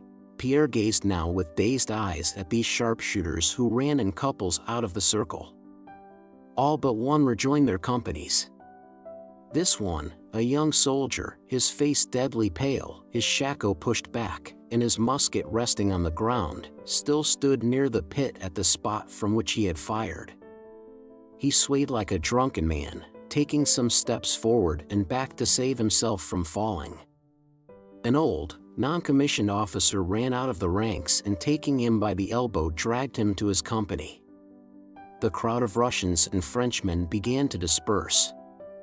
They all went away silently and with drooping heads. "That will teach them to start fires," said one of the Frenchmen. Pierre glanced round at the speaker and saw that it was a soldier who was trying to find some relief after what had been done, but was not able to do so. Without finishing what he had begun to say, he made a hopeless movement with his arm and went away. Chapter 12. After the execution, Pierre was separated from the rest of the prisoners and placed alone in a small, ruined, and befouled church. Toward evening, a non-commissioned officer entered with 2 soldiers and told him that he had been pardoned and would now go to the barracks for the prisoners of war. Without understanding what was said to him, Pierre got up and went with the soldiers. They took him to the upper end of the field, where there were some sheds built of charred planks, beams, and battens, and led him into one of them. In the darkness, some 20 different men surrounded Pierre. He looked at them without understanding who they were, why they were there, or what they wanted of him. He heard what they said, but did not understand the meaning of the words and made no kind of deduction from or application of them. He replied to questions they put to him, but did not consider who was listening to his replies, nor how they would understand them. He looked at their faces and figures, but they all seemed to him equally meaningless. From the moment Pierre had witnessed those terrible murders committed by men who did not wish to commit them, it was as if the mainspring of his life, on which everything depended and which made everything appear alive, had suddenly been wrenched out and everything had collapsed into a heap of meaningless rubbish. Though he did not acknowledge it to himself, his faith in the right ordering of the universe, in humanity, in his own soul, and in God, had been destroyed. He had experienced this before, but never so strongly as now. When similar doubts had assailed him before, they had been the result of his own wrongdoing, and at the bottom of his heart he had felt that relief from his despair and from those doubts was to be found within himself. But now he felt that the universe had crumbled before his eyes and only meaningless ruins remained, and this not by any fault of his own. He felt that it was not in his power to regain faith in the meaning of life. Around him in the darkness men were standing, and evidently something about him interested them greatly. They were telling him something and asking him something. Then they led him away somewhere, and at last he found himself in a corner of the shed among men who were laughing and talking on all sides.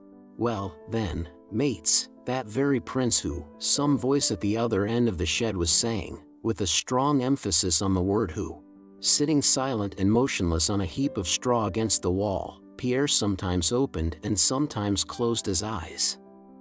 But as soon as he closed them he saw before him the dreadful face of the factory lad, especially dreadful because of its simplicity, and the faces of the murderers, even more dreadful because of their disquiet. And he opened his eyes again and stared vacantly into the darkness around him. Beside him in a stooping position sat a small man of whose presence he was first made aware by a strong smell of perspiration which came from him every time he moved. This man was doing something to his legs in the darkness, and though Pierre could not see his face he felt that the man continually glanced at him. On growing used to the darkness Pierre saw that the man was taking off his leg bands, and the way he did it aroused Pierre's interest. Having unwound the string that tied the band on one leg, he carefully coiled it up and immediately set to work on the other leg, glancing up at Pierre. While one hand hung up the first string, the other was already unwinding the band on the second leg. In this way, having carefully removed the lead bands by deft circular motions of his arm following one another uninterruptedly, the man hung the lead bands up on some pegs fixed above his head. Then he took out a knife, cut something, closed the knife, placed it under the head of his bed, and, seating himself comfortably, clasped his arms round his lifted knees and fixed his eyes on Pierre.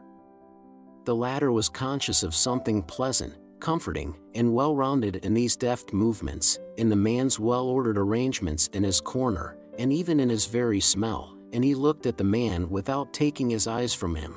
"You've seen a lot of trouble, sir, the little man suddenly said. And there was so much kindliness and simplicity in his sing-song voice that Pierre tried to reply, but his jaw trembled and he felt tears rising to his eyes.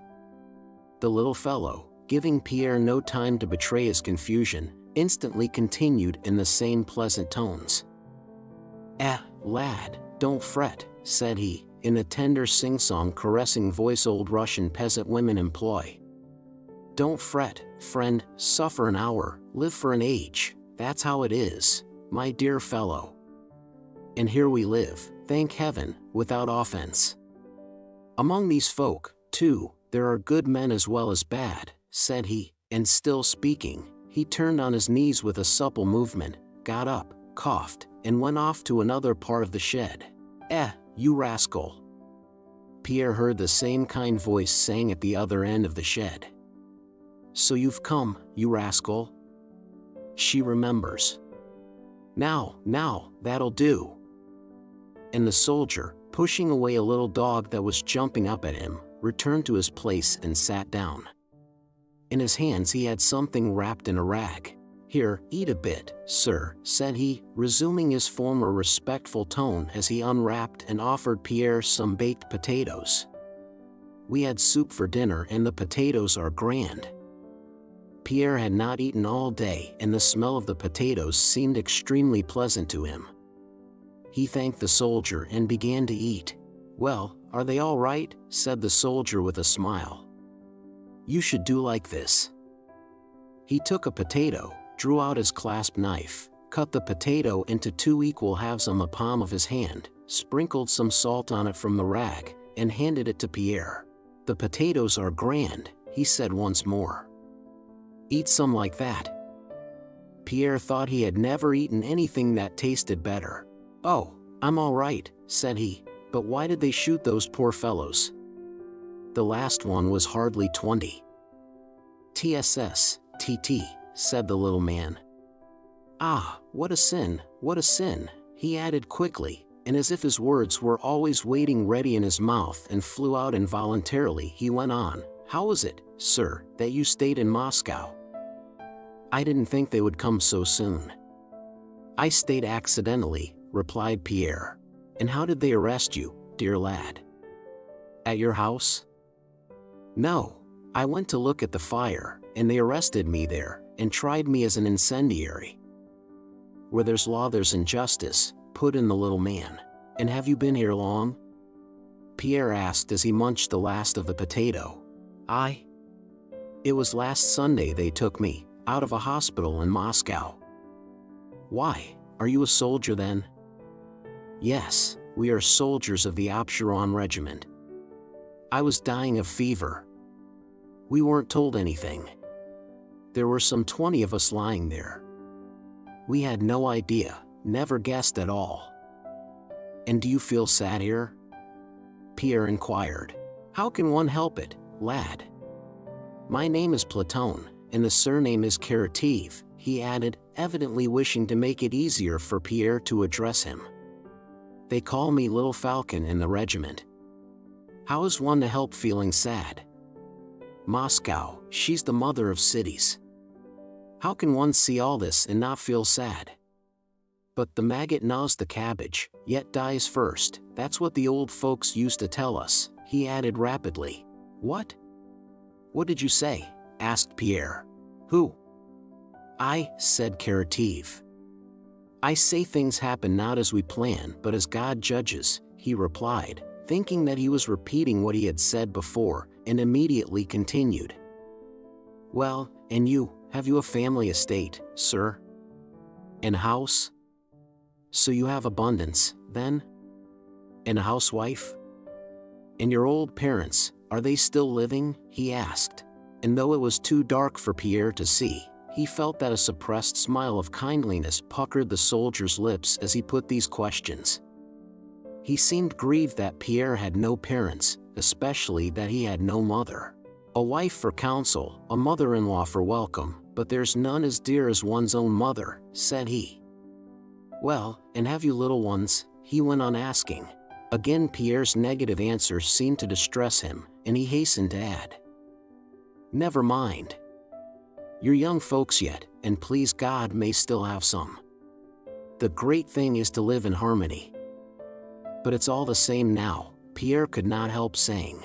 "Ah, my dear fellow," rejoined Karateev, "never decline a prison or a beggar's sack." He seated himself more comfortably and coughed, evidently preparing to tell a long story. "Well, my dear fellow, I was still living at home," he began. "We had a well-to-do homestead, plenty of land, we peasants lived well and our house was one to thank God for. When father and we went out mowing there were 7 of us. We lived well. We were real peasants. It so happened." And Platon Karateev told a long story of how he had gone into someone's copse to take wood, how he had been caught by the keeper, had been tried, flogged, and sent to serve as a soldier. "Well, lad," and a smile changed the tone of his voice, "we thought it was a misfortune, but it turned out a blessing. If it had not been for my sin, my brother would have had to go as a soldier. But he, my younger brother, had 5 little ones, while I, you see, only left a wife behind. We had a little girl, but God took her before I went as a soldier. I come home on leave and I'll tell you how it was. I look and see that they are living better than before. The yard full of cattle, the women at home, 2 brothers away earning wages, and only Michael the youngest, at home. Father," he says, "all my children are the same to me. It hurts the same whichever finger gets bitten.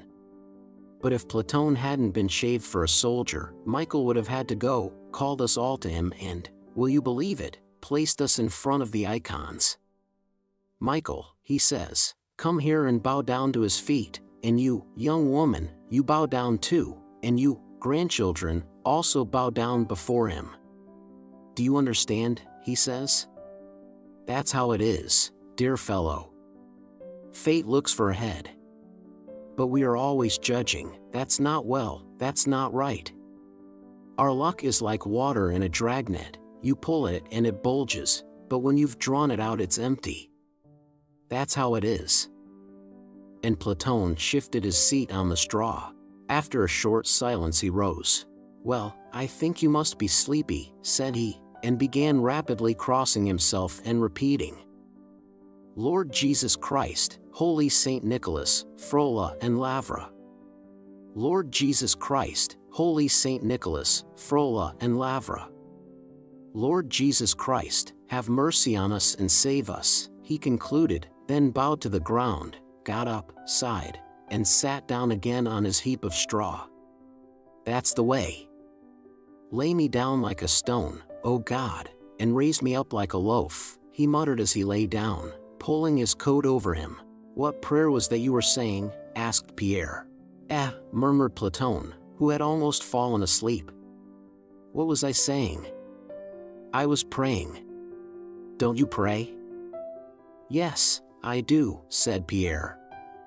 "But what was that you said, Frola and Lavra?" "Well, of course," replied Platon quickly, "the horses' saints. One must pity the animals too." The rascal. "Now you've curled up and got warm, you daughter of a bitch," said Karateev, touching the dog that lay at his feet, and again turning over he fell asleep immediately. Sounds of crying and screaming came from somewhere in the distance outside, and flames were visible through the cracks of the shed, but inside it was quiet and dark. For a long time Pierre did not sleep, but lay with eyes open in the darkness, listening to the regular snoring of Platon who lay beside him, and he felt that the world that had been shattered was once more stirring in his soul with a new beauty and on new and unshakable foundations. Chapter 13. 23 soldiers, 3 officers, and 2 officials were confined in the shed in which Pierre had been placed and where he remained for 4 weeks. When Pierre remembered them afterwards they all seemed misty figures to him except Platon Karateev, who always remained in his mind a most vivid and precious memory and the personification of everything Russian, kindly, and round.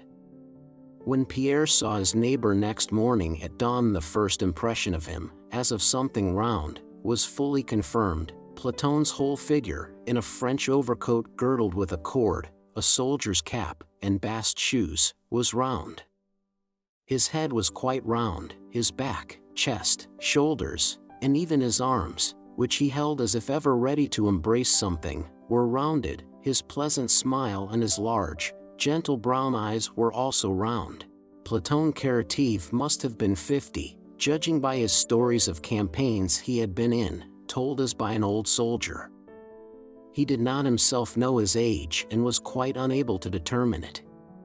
But his brilliantly white, strong teeth, which showed in 2 unbroken semicircles when he laughed, as he often did, were all sound and good. There was not a gray hair in his beard or on his head, and his whole body gave an impression of suppleness and especially of firmness and endurance. His face, despite its fine, rounded wrinkles, had an expression of innocence and youth, his voice was pleasant and musical. But the chief peculiarity of his speech was its directness and appositeness.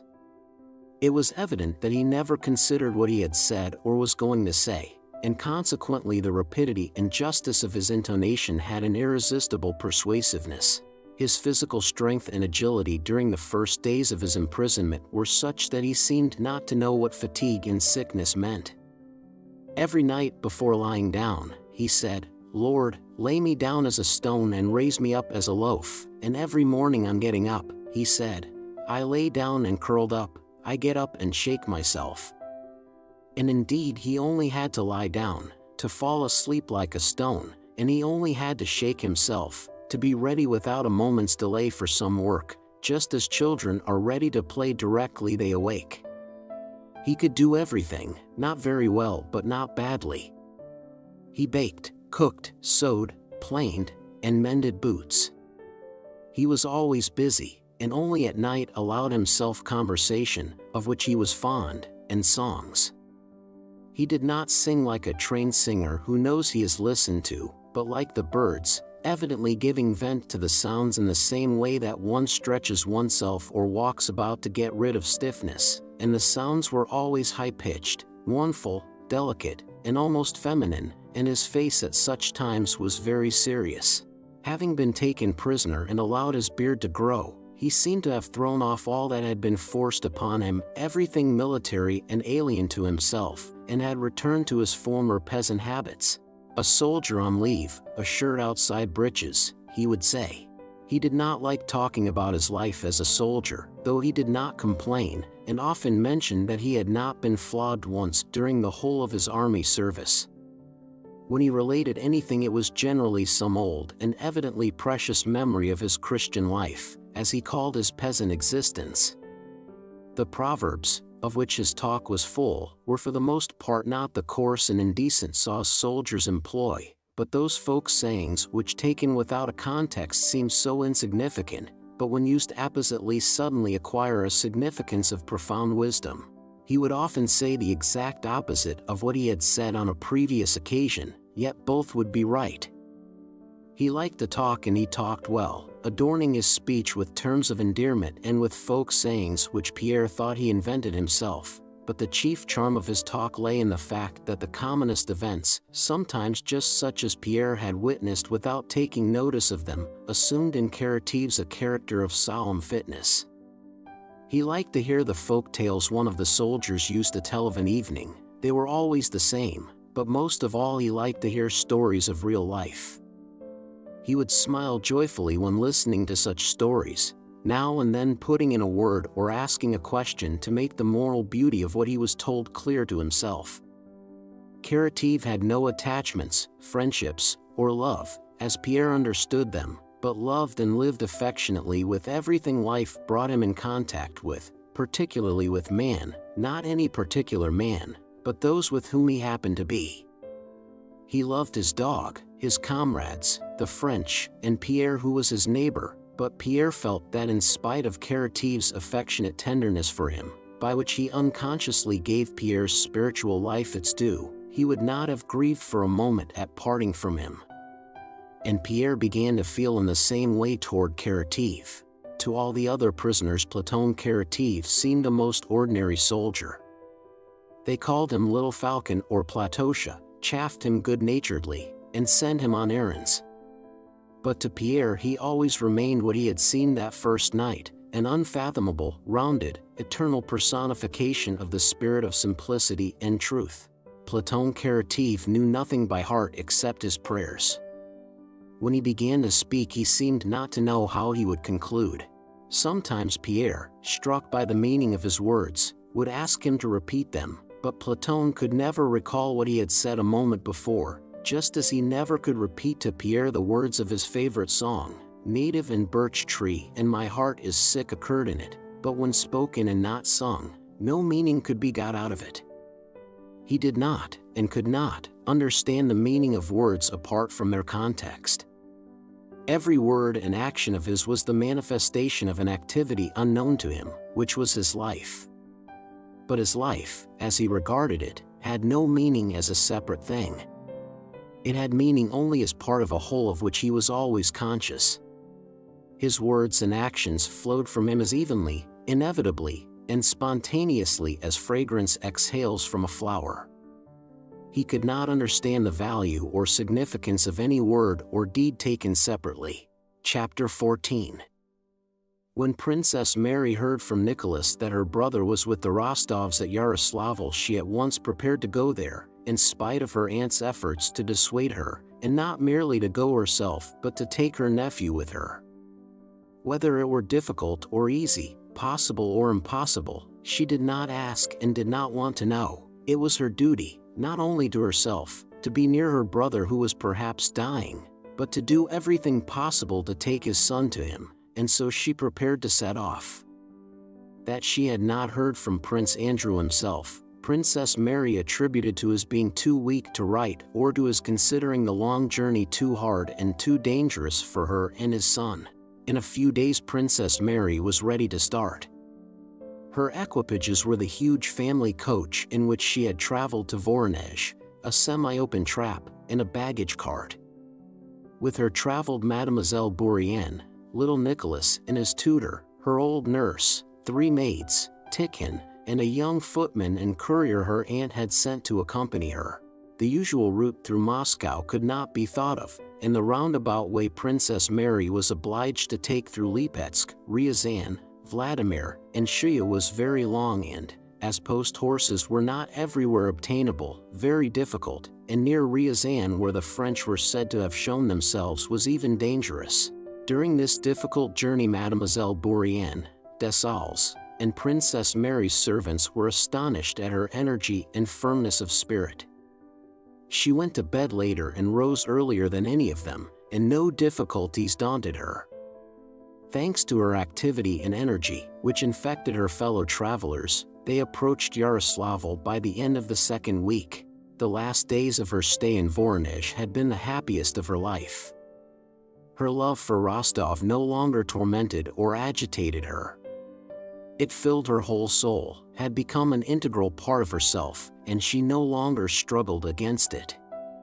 Latterly she had become convinced that she loved and was beloved, though she never said this definitely to herself in words. She had become convinced of it at her last interview with Nicholas, when he had come to tell her that her brother was with the Rostovs. Not by a single word had Nicholas alluded to the fact that Prince Andrew's relations with Natasha might, if he recovered, be renewed, but Princess Mary saw by his face that he knew and thought of this. Yet in spite of that, his relation to her, considerate, delicate, and loving, not only remained unchanged, but it sometimes seemed to Princess Mary that he was even glad that the family connection between them allowed him to express his friendship more freely. She knew that she loved for the first and only time in her life and felt that she was beloved, and was happy in regard to it. But this happiness on one side of her spiritual nature did not prevent her feeling grief for her brother with full force. On the contrary, that spiritual tranquility on the one side made it the more possible for her to give full play to her feeling for her brother. That feeling was so strong at the moment of leaving Voronezh that those who saw her off, as they looked at her careworn, despairing face, felt sure she would fall ill on the journey. But the very difficulties and preoccupations of the journey, which she took so actively in hand, saved her for a while from her grief and gave her strength. As always happens when traveling, Princess Mary thought only of the journey itself, forgetting its object. But as she approached Yaroslavl, the thought of what might await her there, not after many days, but that very evening, again presented itself to her, and her agitation increased to its utmost limit.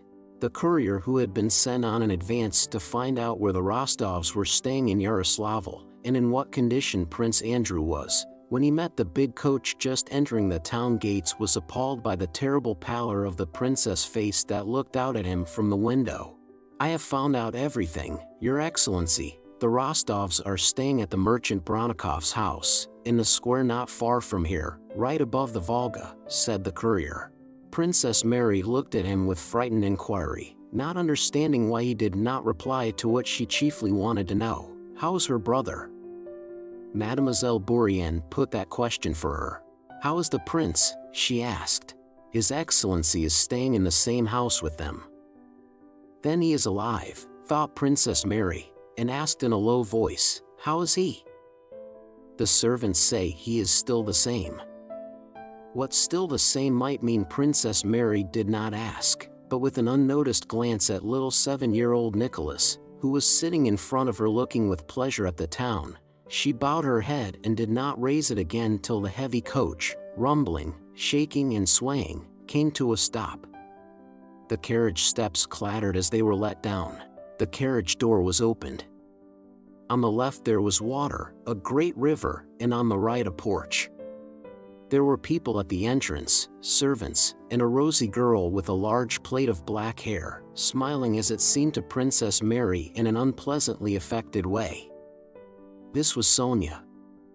Princess Mary ran up the steps. This way," said the girl, with the same artificial smile, and the princess found herself in the hall facing an elderly woman of Oriental type, who came rapidly to meet her with a look of emotion. This was the Countess. She embraced Princess Mary and kissed her. "Mon enfant," she muttered, "je vous aime et vous connais depuis longtemps." Asterisk. Asterisk, my child. I love you and have known you a long time. Despite her excitement, Princess Mary realized that this was the Countess and that it was necessary to say something to her. Hardly knowing how she did it, she contrived to utter a few polite phrases in French in the same tone as those that had been addressed to her, and asked, "How is he?" "The doctor says that he is not in danger," said the Countess, but as she spoke she raised her eyes with a sigh, and her gesture conveyed a contradiction of her words. "Where is he?" "Can I see him, can I?" asked the princess. "One moment, princess, one moment, my dear." "Is this his son?" said the Countess, turning to little Nicholas who was coming in with Dessalles. "There will be room for everybody, this is a big house." "Oh, what a lovely boy." The Countess took Princess Mary into the drawing room, where Sonia was talking to Mademoiselle Bourienne. The Countess caressed the boy, and the old Count came in and welcomed the princess. He had changed very much since Princess Mary had last seen him. Then he had been a brisk, cheerful, self-assured old man, now he seemed a pitiful, bewildered person. While talking to Princess Mary he continually looked round as if asking everyone whether he was doing the right thing. After the destruction of Moscow and of his property, thrown out of his accustomed groove, he seemed to have lost the sense of his own significance and to feel that there was no longer a place for him in life. In spite of her one desire to see her brother as soon as possible, and her vexation that at the moment when all she wanted was to see him they should be trying to entertain her and pretending to admire her nephew, the princess noticed all that was going on around her and felt the necessity of submitting, for a time, to this new order of things which she had entered. She knew it to be necessary, and though it was hard for her she was not vexed with these people. "This is my niece," said the Count, introducing Sonia. "You don't know her, princess?" Princess Mary turned to Sonia and, trying to stifle the hostile feeling that arose in her toward the girl, she kissed her. But she felt oppressed by the fact that the mood of everyone around her was so far from what was in her own heart. "Where is he?" she asked again, addressing them all. "He is downstairs." "Natasha is with him," answered Sonia, flushing. "We have sent to ask." "I think you must be tired, princess." Tears of vexation showed themselves in Princess Mary's eyes. She turned away and was about to ask the Countess again how to go to him, when light, impetuous, and seemingly buoyant steps were heard at the door. The princess looked round and saw Natasha coming in, almost running, that Natasha whom she had liked so little at their meeting in Moscow long since. But hardly had the princess looked at Natasha's face before she realized that here was a real comrade in her grief, and consequently a friend. She ran to meet her, embraced her, and began to cry on her shoulder. As soon as Natasha, sitting at the head of Prince Andrew's bed, heard of Princess Mary's arrival, she softly left his room and hastened to her with those swift steps that had sounded buoyant to Princess Mary. There was only one expression on her agitated face when she ran into the drawing room, that of love, boundless love for him, for her, and for all that was near to the man she loved, and of pity, suffering for others, and passionate desire to give herself entirely to helping them. It was plain that at that moment there was in Natasha's heart no thought of herself or of her own relations with Prince Andrew.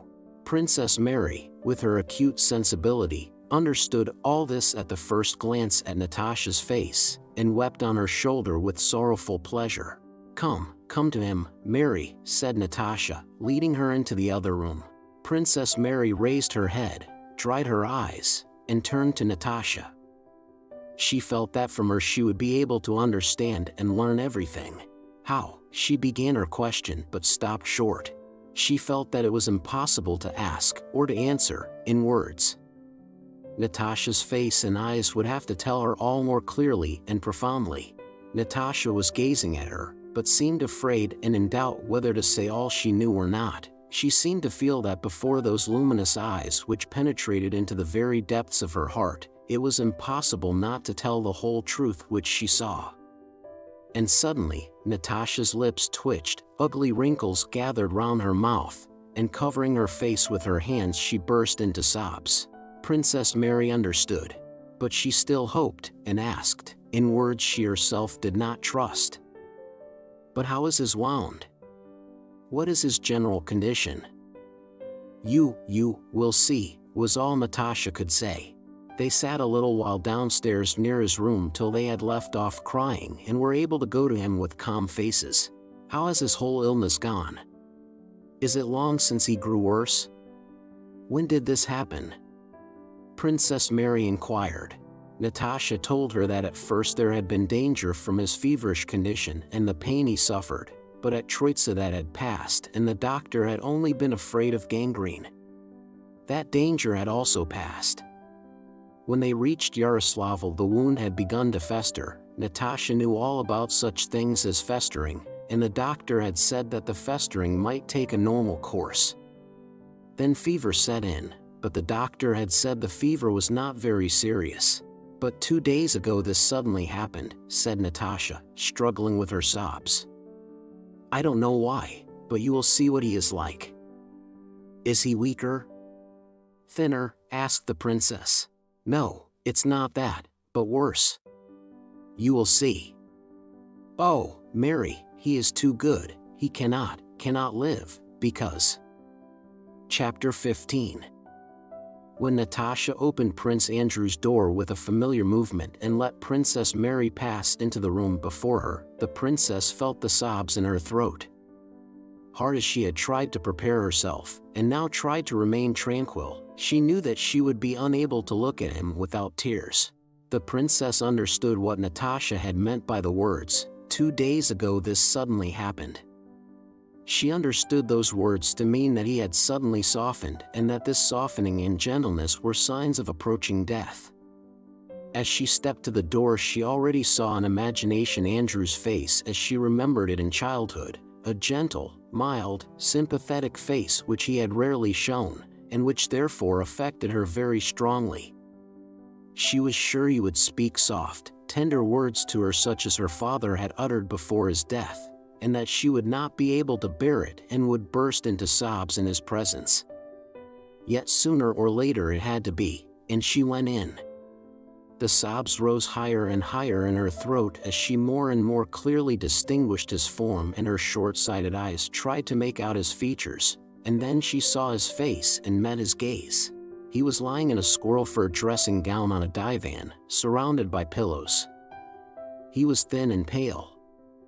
In one thin, translucently white hand he held a handkerchief, while with the other he stroked the delicate mustache he had grown, moving his fingers slowly.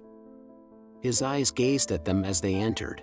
On seeing his face and meeting his eyes Princess Mary's pace suddenly slackened, she felt her tears dry up and her sobs ceased.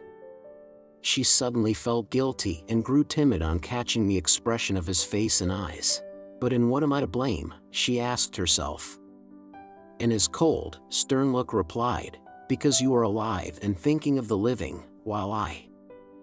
In the deep gaze that seemed to look not outwards but inwards, there was an almost hostile expression as he slowly regarded his sister and Natasha. He kissed his sister, holding her hand in his as was their wont. "How are you, Mary? How did you manage to get here?" said he in a voice as calm and aloof as his look. Had he screamed in agony, that scream would not have struck such horror into Princess Mary's heart as the tone of his voice. "And have you brought little Nicholas?" he asked in the same slow, quiet manner and with an obvious effort to remember. "How are you now?" said Princess Mary, herself surprised at what she was saying. "That, my dear, you must ask the doctor," he replied, and again making an evident effort to be affectionate, he said with his lips only, his words clearly did not correspond to his thoughts. "Merci, chère amie, d'être venu. Asterisk. Asterisk, thank you for coming, my dear." Princess Mary pressed his hand. The pressure made him wince just perceptibly. He was silent, and she did not know what to say. She now understood what had happened to him 2 days before. In his words, his tone, and especially in that calm, almost antagonistic look, could be felt an estrangement from everything belonging to this world, terrible in one who is alive. Evidently only with an effort did he understand anything living, but it was obvious that he failed to understand, not because he lacked the power to do so but because he understood something else, something the living did not and could not understand, and which wholly occupied his mind. "There, you see how strangely fate has brought us together," said he, breaking the silence and pointing to Natasha. "She looks after me all the time." Princess Mary heard him and did not understand how he could say such a thing. He, the sensitive, tender Prince Andrew, how could he say that, before her whom he loved and who loved him? Had he expected to live, he could not have said those words in that offensively cold tone. If he had not known that he was dying, how could he have failed to pity her, and how could he speak like that in her presence? The only explanation was that he was indifferent, because something else, much more important, had been revealed to him. The conversation was cold and disconnected and continually broke off. "Mary came by way of Ryazan," said Natasha. Prince Andrew did not notice that she called his sister Mary, and only after calling her so in his presence did Natasha notice it herself. "Really?" he asked. "They told her that all Moscow has been burned down, and that—" Natasha stopped. It was impossible to talk. It was plain that he was making an effort to listen, but could not do so. "Yes, they say it's burned," he said. "It's a great pity," and he gazed straight before him, absently stroking his mustache with his fingers. "And so you have met Count Nicholas, Mary?" Prince Andrew suddenly said, evidently wishing to speak pleasantly to them. "He wrote here that he took a great liking to you," he went on simply and calmly, evidently unable to understand all the complex significance his words had for living people. "If you liked him too, it would be a good thing for you to get married," he added rather more quickly, as if pleased at having found words he had long been seeking. Princess Mary heard his words, but they had no meaning for her, except as a proof of how far away he now was from everything living. "Why talk of me?" she said quietly and glanced at Natasha. Natasha, who felt her glance, did not look at her. All three were again silent. "Andrew, would you like," Princess Mary suddenly said in a trembling voice, "would you like to see little Nicholas? He is always talking about you." Prince Andrew smiled just perceptibly and for the first time, but Princess Mary, who knew his face so well, saw with horror that he did not smile with pleasure or affection for his son, but with quiet, gentle irony because he thought she was trying what she believed to be the last means of arousing him. "Yes, I shall be very glad to see him." "Is he quite well?" When little Nicholas was brought into Prince Andrew's room, he looked at his father with frightened eyes, but did not cry, because no one else was crying. Prince Andrew kissed him and evidently did not know what to say to him. When Nicholas had been led away, Princess Mary again went up to her brother, kissed him, and unable to restrain her tears any longer began to cry. He looked at her attentively. "Is it about Nicholas?" he asked. Princess Mary nodded her head, weeping. "Mary, you know the gossip," but he broke off. "What did you say?" "Nothing." "You mustn't cry here," he said, looking at her with the same cold expression. When Princess Mary began to cry, he understood that she was crying at the thought that little Nicholas would be left without a father. With a great effort he tried to return to life and to see things from their point of view. Yes, to them it must seem sad, he thought. But how simple it is. The fowls of the air sow not, neither do they reap, yet your Father feedeth them, he said to himself, and wished to say to Princess Mary, but no, they will take it their own way, they won't understand. They can't understand that all those feelings they prize so, all our feelings, all those ideas that seem so important to us, are unnecessary. We cannot understand one another, and he remained silent. Prince Andrew's little son was 7. He could scarcely read, and knew nothing. After that day he lived through many things, gaining knowledge, observation, and experience, but had he possessed all the faculties he afterwards acquired, he could not have had a better or more profound understanding of the meaning of the scene he had witnessed between his father, Mary, and Natasha than he had then. He understood it completely, and, leaving the room without crying, went silently up to Natasha, who had come out with him, and looked shyly at her with his beautiful, thoughtful eyes. Then his uplifted, rosy upper lip trembled, and leaning his head against her he began to cry. After that he avoided Dessalles and the Countess, who caressed him, and either sat alone or came timidly to Princess Mary, or to Natasha, of whom he seemed even fonder than of his aunt, and clung to them quietly and shyly. When Princess Mary had left Prince Andrew, she fully understood what Natasha's face had told her. She did not speak any more to Natasha of hopes of saving his life. She took turns with her beside his sofa, and did not cry any more, but prayed continually, turning in soul to that eternal and unfathomable, whose presence above the dying man was now so evident. Chapter 16. Not only did Prince Andrew know he would die, but he felt that he was dying and was already half dead. He was conscious of an aloofness from everything earthly and a strange and joyous lightness of existence. Without haste or agitation he awaited what was coming.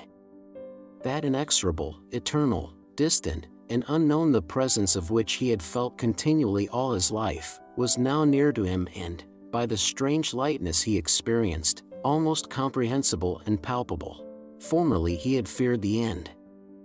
He had twice experienced that terribly tormenting fear of death, the end, but now he no longer understood that fear. He had felt it for the first time when the shell spun like a top before him, and he looked at the fallow field, the bushes, and the sky, and knew that he was face to face with death. When he came to himself after being wounded, and the flower of eternal, unfettered love had instantly unfolded itself in his soul as if freed from the bondage of life that had restrained it, he no longer feared death and ceased to think about it. During the hours of solitude, suffering, and partial delirium he spent after he was wounded, the more deeply he penetrated into the new principle of eternal love revealed to him, the more he unconsciously detached himself from earthly life. To love everything and everybody and always to sacrifice oneself for love meant not to love anyone, not to live this earthly life. And the more imbued he became with that principle of love, the more he renounced life, and the more completely he destroyed that dreadful barrier which, in the absence of such love, stands between life and death. When during those first days he remembered that he would have to die, he said to himself, "Well, what of it? So much the better." But after the night in Medici, when, half delirious, he had seen her for whom he longed appear before him, and, having pressed her hand to his lips, had shed gentle, happy tears, love for a particular woman again crept unobserved into his heart and once more bound him to life. And joyful and agitating thoughts began to occupy his mind. Recalling the moment at the ambulance station when he had seen Karenina, he could not now regain the feeling he then had, but was tormented by the question whether Karenina was alive. And he dared not inquire. His illness pursued its normal physical course, But what Natasha referred to when she said, "This suddenly happened," had occurred 2 days before Princess Mary arrived. It was the last spiritual struggle between life and death, in which death gained the victory. It was the unexpected realization of the fact that he still valued life as presented to him in the form of his love for Natasha, and a last, though ultimately vanquished, attack of terror before the unknown. It was evening. As usual after dinner he was slightly feverish, and his thoughts were preternaturally clear. Sonia was sitting by the table. He began to doze. Suddenly a feeling of happiness seized him. "Ah, she has come," thought he. And so it was. In Sonia's place sat Natasha, who had just come in noiselessly. Since she had begun looking after him, he had always experienced this physical consciousness of her nearness.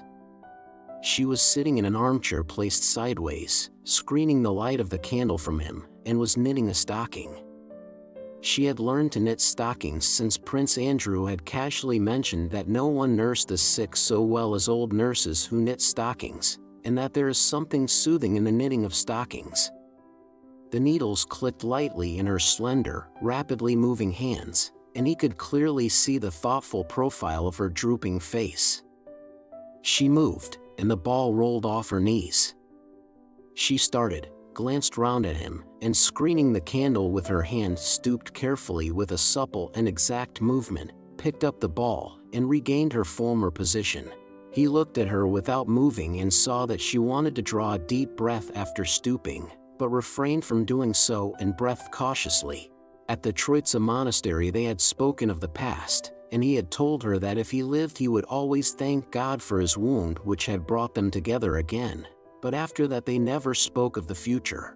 Can it or can it not be? He now thought as he looked at her and listened to the light click of the steel needles. Can fate have brought me to her so strangely only for me to die? Is it possible that the truth of life has been revealed to me only to show me that I have spent my life in falsity? I love her more than anything in the world. But what am I to do if I love her, he thought, and he involuntarily groaned, from a habit acquired during his sufferings. On hearing that sound Natasha put down the stocking, leaned nearer to him, and suddenly, noticing his shining eyes, stepped lightly up to him and bent over him. "You are not asleep?" "No, I have been looking at you a long time. I felt you come in. No one else gives me that sense of soft tranquility that you do, that light. I want to weep for joy." Natasha drew closer to him. Her face shone with rapturous joy. "Natasha, I love you too much. More than anything in the world. And I." She turned away for an instant. "Why too much?" she asked. "Why too much?" "Well, what do you feel in your soul, your whole soul, shall I live? What do you think?" "I am sure of it, sure," Natasha almost shouted, taking hold of both his hands with a passionate movement. He remained silent a while. How good it would be, and taking her hand he kissed it. Natasha felt happy and agitated, but at once remembered that this would not do and that he had to be quiet. "But you have not slept," she said, repressing her joy. "Try to sleep, please." He pressed her hand and released it, and she went back to the candle and sat down again in her former position. Twice she turned and looked at him, and her eyes met his beaming at her. She set herself a task on her stocking and resolved not to turn round till it was finished. Soon he really shut his eyes and fell asleep. He did not sleep long and suddenly awoke with a start and in a cold perspiration. As he fell asleep he had still been thinking of the subject that now always occupied his mind, about life and death, and chiefly about death. He felt himself nearer to it. Love? What is love? He thought. Love hinders death. Love is life. Everything that I understand only because I love. Everything exists, only because I love. Everything is united by it alone. Love is God, and to die means that I, a particle of love, shall return to the general and eternal source. These thoughts seemed to him comforting. But they were only thoughts. Something was lacking in them, they were not clear, they were too one-sidedly personal and brainspun. And there was the former agitation and obscurity. He fell asleep. He dreamed that he was lying in the room he really was in, but that he was quite well and unwounded. Many various, indifferent, and insignificant people appeared before him. He talked to them and discussed something trivial. They were preparing to go away somewhere. Prince Andrew dimly realized that all this was trivial and that he had more important cares, but he continued to speak, surprising them by empty witticisms. Gradually, unnoticed, all these persons began to disappear, and a single question, that of the closed door, superseded all else. He rose and went to the door to bolt and lock it. Everything depended on whether he was, or was not, in time to lock it. He went, and tried to hurry, but his legs refused to move, and he knew he would not be in time to lock the door, though he painfully strained all his powers. He was seized by an agonizing fear. And that fear was the fear of death. It stood behind the door. But just when he was clumsily creeping toward the door, that dreadful something on the other side was already pressing against it and forcing its way in. Something not human, death, was breaking in through that door, and had to be kept out. He seized the door, making a final effort to hold it back. To lock it was no longer possible, but his efforts were weak and clumsy, and the door, pushed from behind by that terror, opened and closed again. Once again it pushed from outside. His last superhuman efforts were vain, and both halves of the door noiselessly opened. It entered, and it was death, and Prince Andrew died. But at the instant he died, Prince Andrew remembered that he was asleep, and at the very instant he died, having made an effort, he awoke. Yes, it was death. I died, and woke up. Yes, death is an awakening. And all at once it grew light in his soul, and the veil that had till then concealed the unknown was lifted from his spiritual vision. He felt as if powers till then confined within him had been liberated, and that strange lightness did not again leave him. When, waking in a cold perspiration, he moved on the divan, Natasha went up and asked him what was the matter. He did not answer and looked at her strangely, not understanding. That was what had happened to him 2 days before Princess Mary's arrival. From that day, as the doctor expressed it, the wasting fever assumed a malignant character, but what the doctor said did not interest Natasha. She saw the terrible moral symptoms which to her were more convincing. From that day an awakening from life came to Prince Andrew together with his awakening from sleep. And compared to the duration of life it did not seem to him slower than an awakening from sleep compared to the duration of a dream. There was nothing terrible or violent in this comparatively slow awakening. His last days and hours passed in an ordinary and simple way. Both Princess Mary and Natasha, who did not leave him, felt this.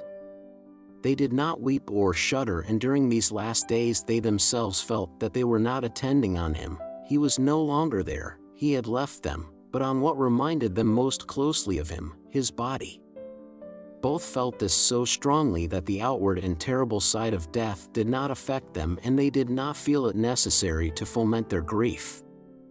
Neither in his presence nor out of it did they weep, nor did they ever talk to one another about him. They felt that they could not express in words what they understood. They both saw that he was sinking slowly and quietly, deeper and deeper, away from them, and they both knew that this had to be so and that it was right. He confessed, and received communion. Everyone came to take leave of him. When they brought his son to him, he pressed his lips to the boy's and turned away, not because he felt it hard and sad. Princess Mary and Natasha understood that, but simply because he thought it was all that was required of him. But when they told him to bless the boy, he did what was demanded and looked round as if asking whether there was anything else he should do. When the last convulsions of the body, which the spirit was leaving, occurred, Princess Mary and Natasha were present. "Is it over?" said Princess Mary when his body had for a few minutes lain motionless, growing cold before them. Natasha went up, looked at the dead eyes, and hastened to close them. She closed them but did not kiss them, but clung to that which reminded her most nearly of him, his body. Where has he gone? Where is he now? When the body, washed and dressed, lay in the coffin on a table, everyone came to take leave of him and they all wept. Little Nicholas cried because his heart was rent by painful perplexity. The Countess and Sonia cried from pity for Natasha and because he was no more. The old Count cried because he felt that before long, he, too, must take the same terrible step. Natasha and Princess Mary also wept now, but not because of their own personal grief. They wept with a reverent and softening emotion which had taken possession of their souls at the consciousness of the simple and solemn mystery of death that had been accomplished in their presence.